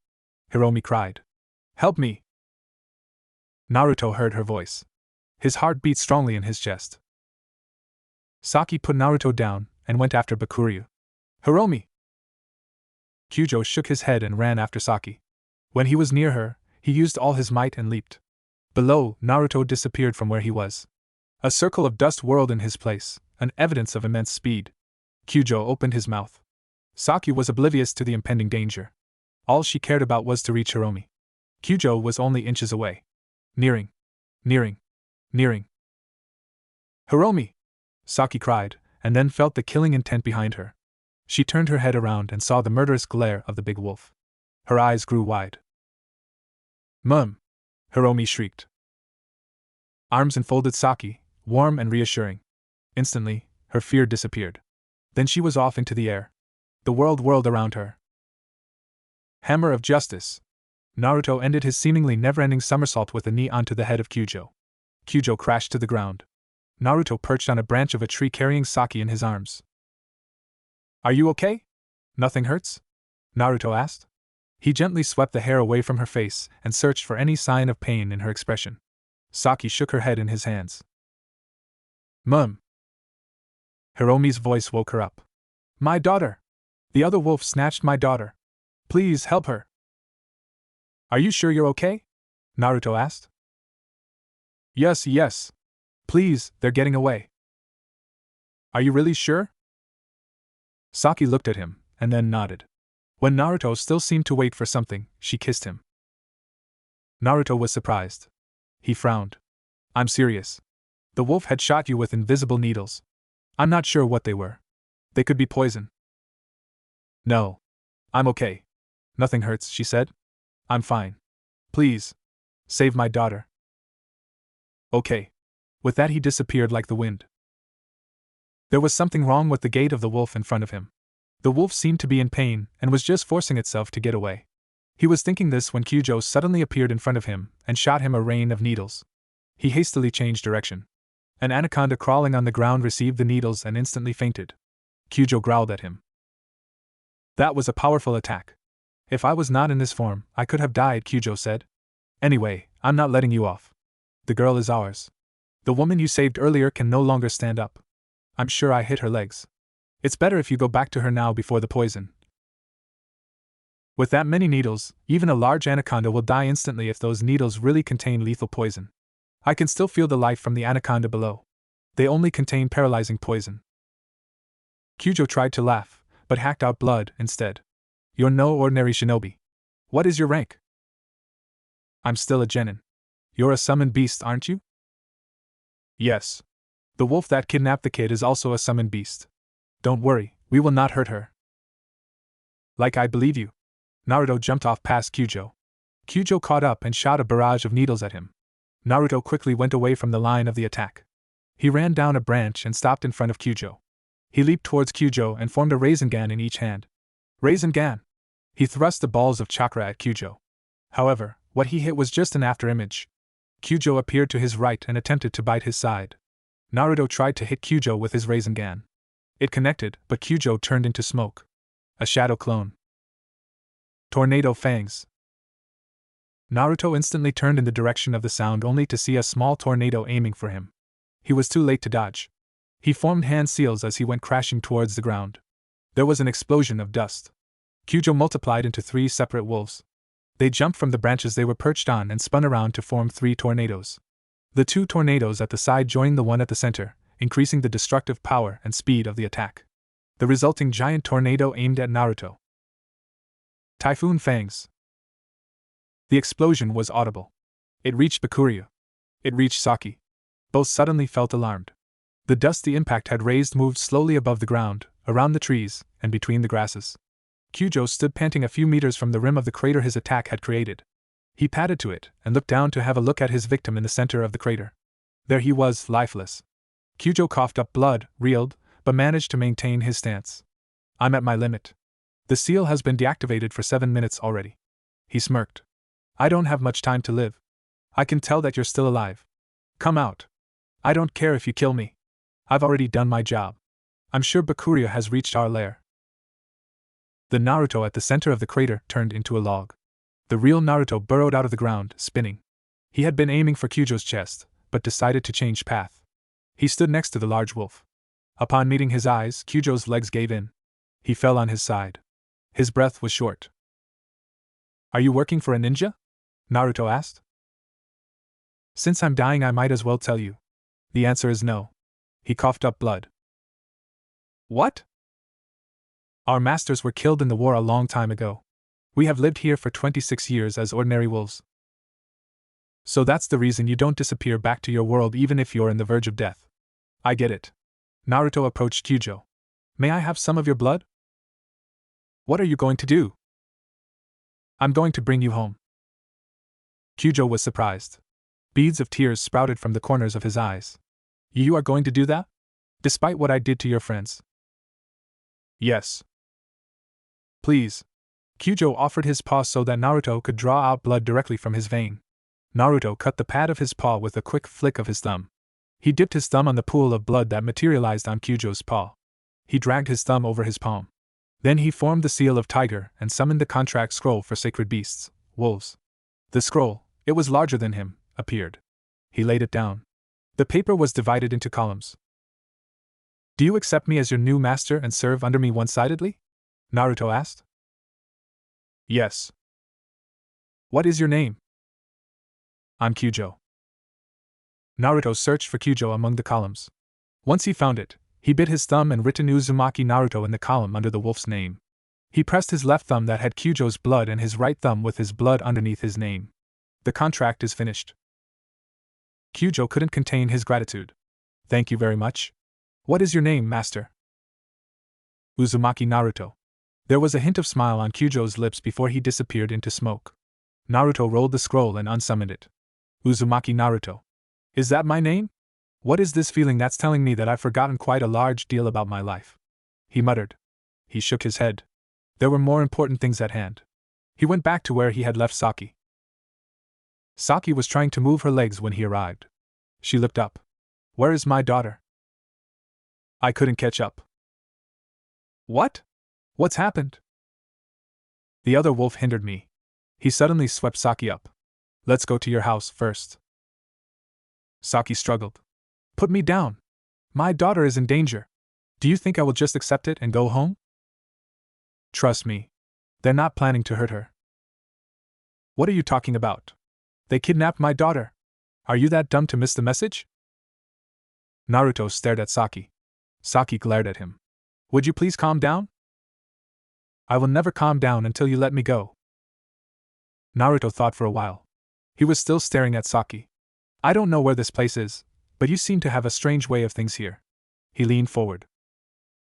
What do you think you're? Naruto kissed her. Saki blinked at him. Calm down, he said. No, no. She still struggled. Put me down this instant. You mean one kiss is not enough? Are you an idiot? Naruto leaned forward. Okay. Okay. I understand. I get the message. But remember this. If something happens to my daughter, I'll kill you. Naruto said nothing will happen to her. I promise. Now, hold on to me tightly. Saki did as told, and they were off. Why are you so sure? Saki said after they had cleared a few trees. First thing, you're still alive. Second, those wolves have no master. He let a few moments pass. Sorry, I kissed you. I thought it was some kind of act here to tell someone to calm down, since you had kissed me when I was worrying over you. It's okay. Have you been taking care of me? Yes. My daughter found you yesterday. The river had brought you here. Thank you, he said. What is your name? I'm Saki. You live here alone with your daughter? I have another daughter and a husband. Eh? Naruto blanched. Sweat sprouted from his forehead. He gulped. You have a husband. Yes, and I'll tell him about what happened between us. Naruto stopped at a branch of a tree and set Saki down. Please, Saki-san. Please, let it be just a secret between us. Humph. You kissed me and I'll tell. What do you like me to do to forgive me? Nothing. I'll tell my honey. I'm already decided. I will do anything for you. Anything. Anything? Yes, yes. Really? Saki looked at him, slyly. You'll do anything? Yes. Please don't tell your husband. Okay. First, save Hiromi. Second, make Midori fall in love with you. Eh? Make who is Midori? My eldest. If you can't do that, then I'll tell. What do you think? Saki smiled, triumphantly. Naruto crossed his arms and turned away, thinking. His temples were crying sweat. Saki found this funny and giggled. So? Saki prodded on. What is your answer? I'll try. It's yes or no. There's no try. Naruto glanced at her from the corner of his eye. When he saw her, he knew that he already lost to her. Oh, okay. I think you'll not give me any choice. Saki smiled. Then it's a deal. She tried to stand up on her feet. She succeeded. I think the poison has already lost its effect. Naruto approached her and held her arms. He was a head taller than her. Take it easy, Saki-san. Don't force yourself. Saki looked in his eyes. They were blue like a pair of spherical sapphires. She found herself being drawn to them. She put her hands on his shoulders. Saki-san? I'm sorry I had to do this. She pulled his face and kissed him. She intruded him with her tongue. Naruto's knees jerked forward. Every time Saki hit a sensitive spot in his mouth, he would twitch. She whirled him towards the trunk of the tree and pushed him there, becoming more forceful. She thrust her mouth into his mouth, hungry, longing. She began to moan. Drool began flowing out from Naruto's mouth, a sign of inexperience. Saki grabbed Naruto's wrists and put his hands over her breasts. This time, Naruto realized that what was happening was dangerous. He mustered his courage and pushed Saki away. Saki's eyes gleamed in mischief. She licked her lips. So, you're inexperienced, she said, smiling. Why did you do that? Naruto's cheeks were blushing, but his lips were pale. I felt like doing it. You're attractive. Didn't you like it? He gulped. Thank you, if that's what you mean. Since you're sure that Hiromi is safe, and this is maybe my last chance of doing this little infidelity, why don't we have another go? Saki put her arms around his neck. This time, let's do it all the way. No! Saki-san, we should not do this. I'll do our deal, but this is unfair to your husband. Please stop. Saki seemed to realize what was happening with her, but she didn't let go of him. She had missed this vigor of her heart, the warm blood rushing in her veins, the heat in her womanhood, and the sticky sweat on her skin. "Okay," she said. "Okay, I give up. But will you kiss me one last time?" "Huh? Do you have a girlfriend?" "No. I don't have a girlfriend. I don't remember having one." "Then no one will get angry." "No one will get angry? How about your husband?" "This will be the last. I'll tell on you if you don't do this." "What?" "Think of this as doing a mighty favor for a woman in need of love. Will you do that for me?" Naruto didn't know if what Saki was asking of him was right or wrong. However, he was sure that Saki would not let go if he didn't give in. He thought of someone that he would freely give a kiss to. Faces went past his mind's eye until he spotted a face of someone familiar. A cute girl with pink hair and mint green eyes was smiling at him. He didn't recognize who she was, but he felt that he would do anything for her. He looked at Saki and imagined the face of the girl. He slowly leaned over, and then their lips touched. Saki felt the current flowing from his mouth into hers. His kiss was imbued with sincere feelings. She almost believed that he loved her. But she knew he was thinking of someone other than her. Anyway, she was glad she had asked for it. This was one of the happiest moments of her life. "I love you," Naruto muttered. Saki blinked, blushed, and searched his eyes. "Huh?" Naruto backed away from her. Sorry, I didn't mean it." Saki observed him for a while, and then she laughed. "Yeah. Of course you didn't. Now tell me your name." He gave her the name he remembered to be his, Uzumaki Naruto. The dojo was gone, turned into debris of rocks, silt, and wood. The other wolves were gone, too, knowing that they would die if they stayed. Midori fought with her lance against Setsuko's twin kukri blades. They were equal in everything, only that Midori had grace and elegance of movements while Setsuko had instinctive, almost wild style. It had already been 12 minutes since Kinjo deactivated his seal. He was only being courageous, but he knew that his internal organs were giving up one by one. He could feel blood gurgling in his throat. However, he dared not to let it out his mouth in front of Sunio. The last thing he wanted from his opponent was pity. Sunio, on the other hand, was enjoying the fight. Kinjo was really a formidable opponent, and he hadn't had anyone as him to fight against for a long time. Kinjo could match his inhuman speed, counter his attacks, and null his tactics. One slip could mean defeat. They were only the ones who could see each other. To an observer's eye, all of their movements were as good as a roguish wind, hitting one direction in a moment, and then turning towards another in the blink of an eye. That was how the dojo and most of the house proper had gotten destroyed. It was as if a sorcerer was at work, bit by bit making a chunk disappear. Eventually, they pushed themselves away from each other. Sunio had a few scratches while Kinjo had a bloody fur. Kinjo couldn't suppress it anymore. He coughed up blood. Sunio didn't miss this. "That was a damn good punch, Sunio. I'd give you that," Kinjo said. "You know damn well that I haven't landed a clean hit on you, you old dog." He frowned. "Now I lost my appetite. Go back to your forest, recuperate, and try again. If you'll get soft on me, I'll not hold back anymore." "You've been holding back?" Sunio chuckled. "Well, I've been too." "Good. For the second time, let's finish this." "I'd be happy to." They dashed towards each other. Suddenly, pain surged from Kinjo's heart, and he nearly fell. He struggled to keep his balance and went on. He tried desperately to hide the pain from Sunio. He somehow succeeded because Sunio was still going full force. Kinjo smiled. He knew one way or the other that he would die. He was supposed to deactivate his seal for only 2 minutes, the safe limit. 5 minutes could already kill him. But he had been fighting with his true form for over 12 minutes now. He chose the other hell, dying in the hands of a warrior. At least, that way, he could have dignity and honor until his last breath. He put more speed in his gait, and opened his mouth. As he was about to collide with Sunio, his vision blurred, and the next thing he saw was Sunio's fist. His teeth clicked as the punch on his forehead connected. He got pushed on the ground. He lost control over the seal and reverted back to being an ordinary wolf. His good eye trembled as he looked up at Sunio. He managed a painful smirk. "I lost," Kinjo said. "You're still strong." "I couldn't pull my fist back. I told you I was serious. In a death match, one is supposed to lose and die. You're stronger. I acknowledge that." "Father!" Setsuko cried. "Shit!" She blocked Midori's lance with her blades, and then, when she found a chance, she sprinted away into the bamboo forest. I'm sorry. Father beads of tears spilled out her eyes as she ran as fast as she could. If I'm already incapable of continuing, you escape, Setsuko, Kinjo had told her in their briefing. But why? I'll never leave you. If you die with me, my soul will never know peace.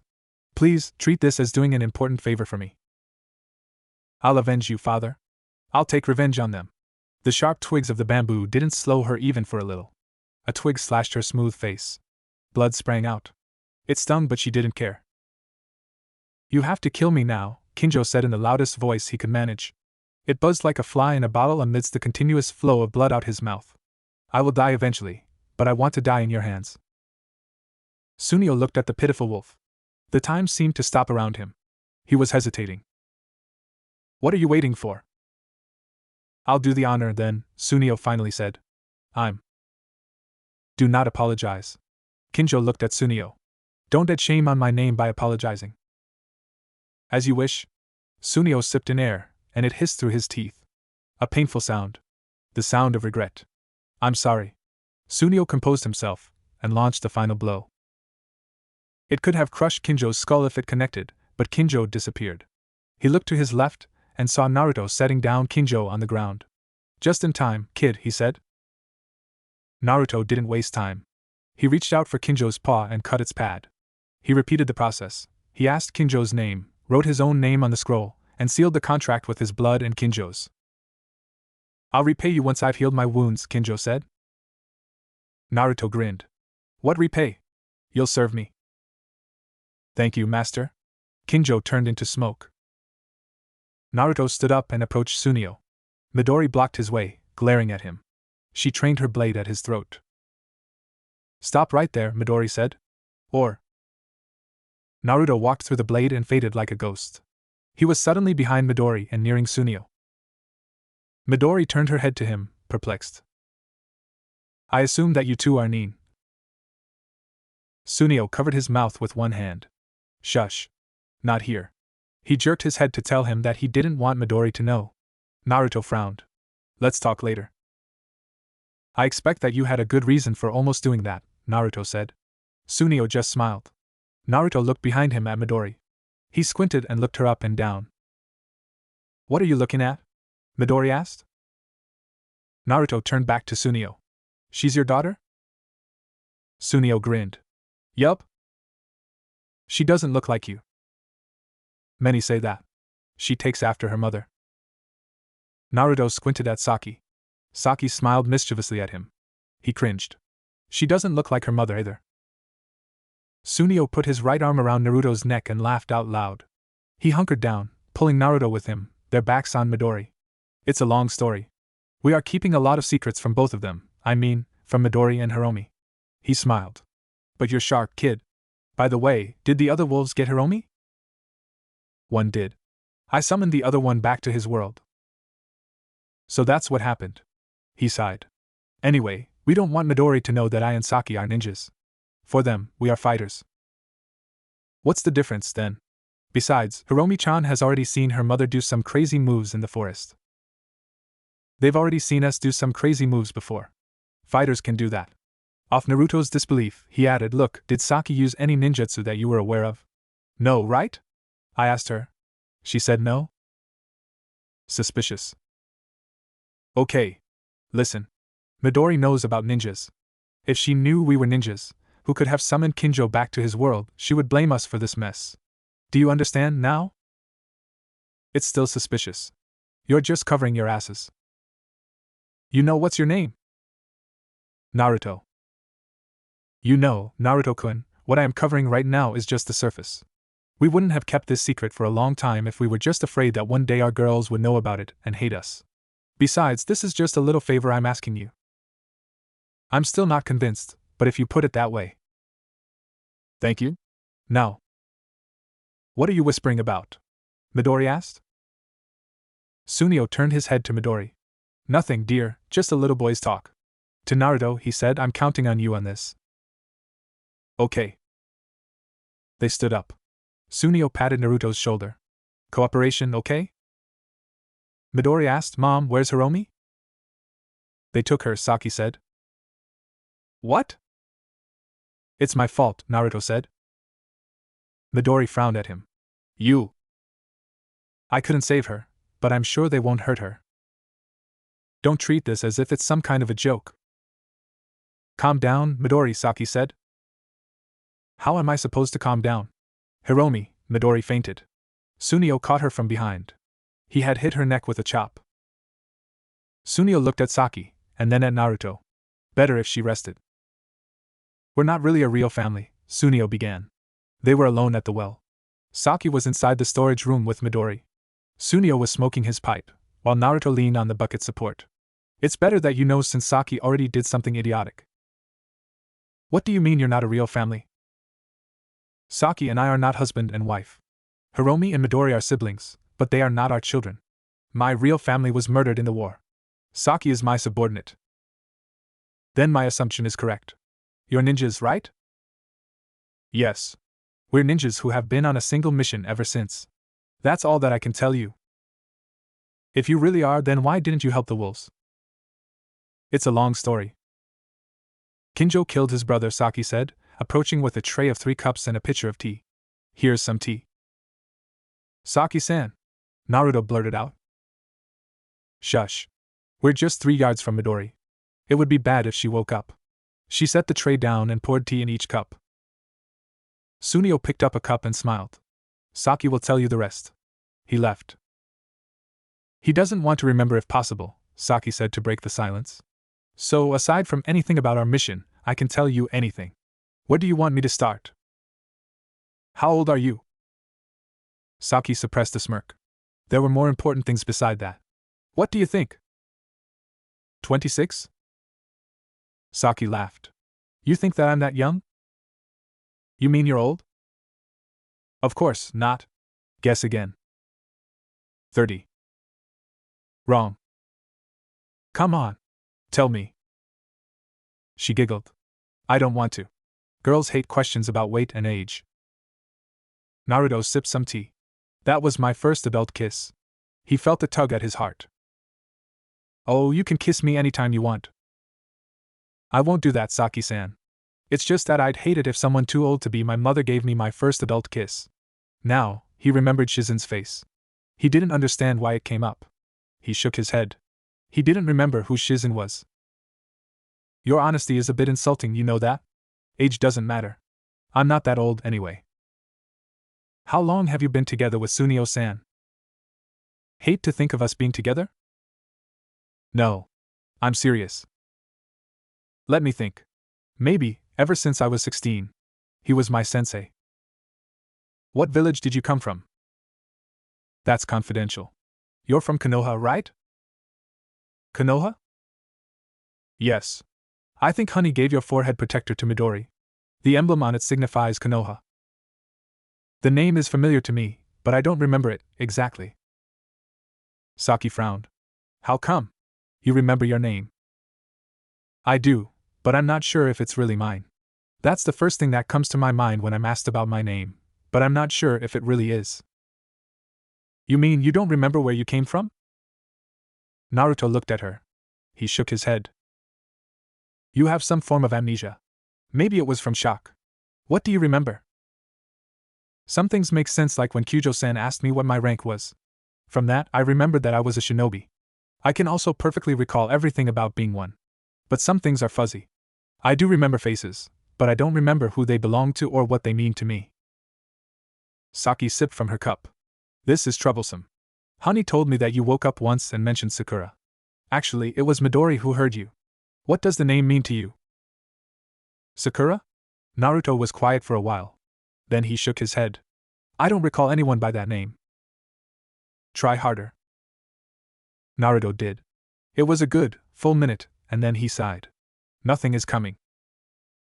Saki glanced at Naruto.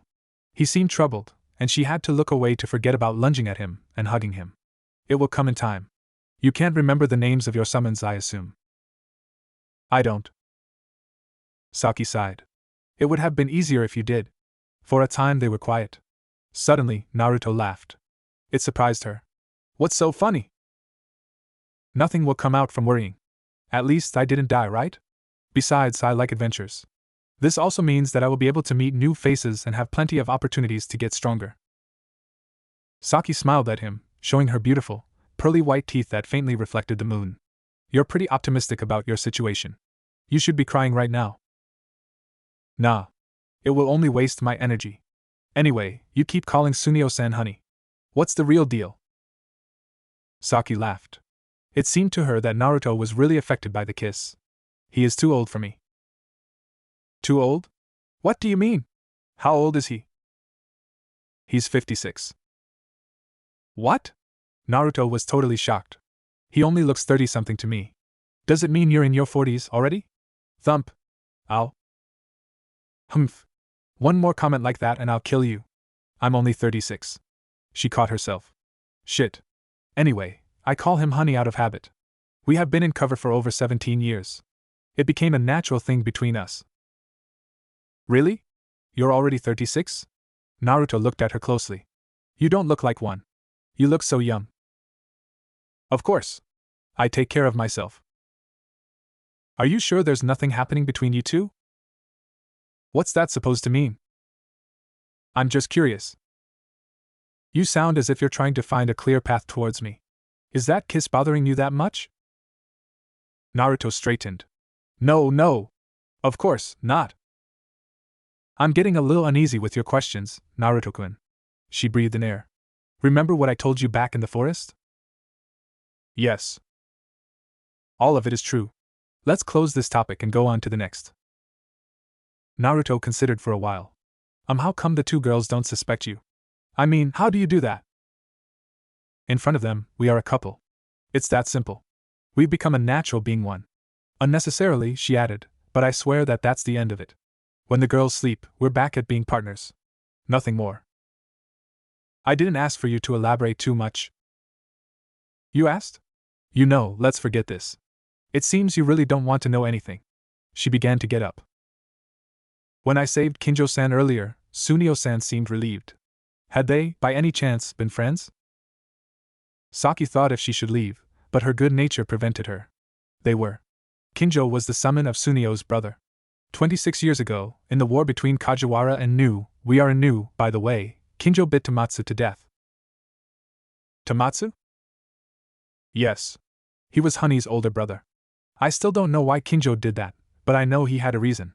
Anyway, Honey witnessed that incident, and he never forgave Kinjo. Honey was so mad that he put a curse seal on himself, forbidding him to summon beasts forever. He can do that? He already did.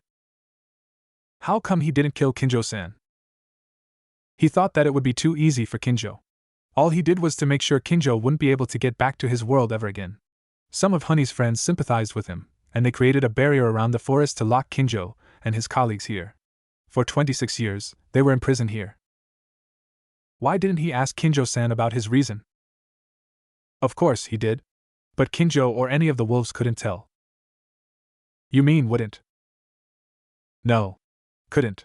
It seems that Tamatsu-san put a restricting seal on them. It's still a mystery. There was a time that I thought Honey had already forgiven Kinjo. I was really happy that time. Kinjo had brought here a baby girl. For 12 years, Kinjo regularly checked on the baby. We talked about things. We drank sake together. She paused. I realized it too late that Honey was just doing that because Midori was here, and he didn't want her to experience negative emotions. Kinjo seemed to understand and played along, but what he only cared about was the baby girl. Honey became attached to the girl, and he treated her as his own, a sister for Midori. But the girl ran away to go with Kinjo. Honey believed that Kinjo convinced her to leave. For the second time, he felt that Kinjo had taken something precious away from him, and their enmity worsened. Where is that girl now? She was with the wolves that attacked us. What are you planning to do with her once this is over? Saki smiled. Of course. Of course, what? Don't play cute. Saki finally stood up. I guess that's it for now. How long has it been since you summoned them back? 3 hours, 1/2. Let's wait for another 2 hours to be sure. Saki got the empty cup from him. Are you sure you don't want a kiss? Naruto laughed nervously. No, thanks. Don't regret it. He is a cunning boy, isn't he? Sunio said. He was lounging at the back of the dojo. Saki had to pass there to reach the kitchen. If that conversation went on, you might have accidentally told him something you must not. Yes, Saki said. I missed it the first time, but he was asking random questions to divert my attention. He was able to make you tell your age. Saki shook her head, longingly. Yeah. I didn't notice it. He made me comfortable talking with him. He must have been living with incredible people. You bet. Saki went on. Sunio puffed some smoke into the air.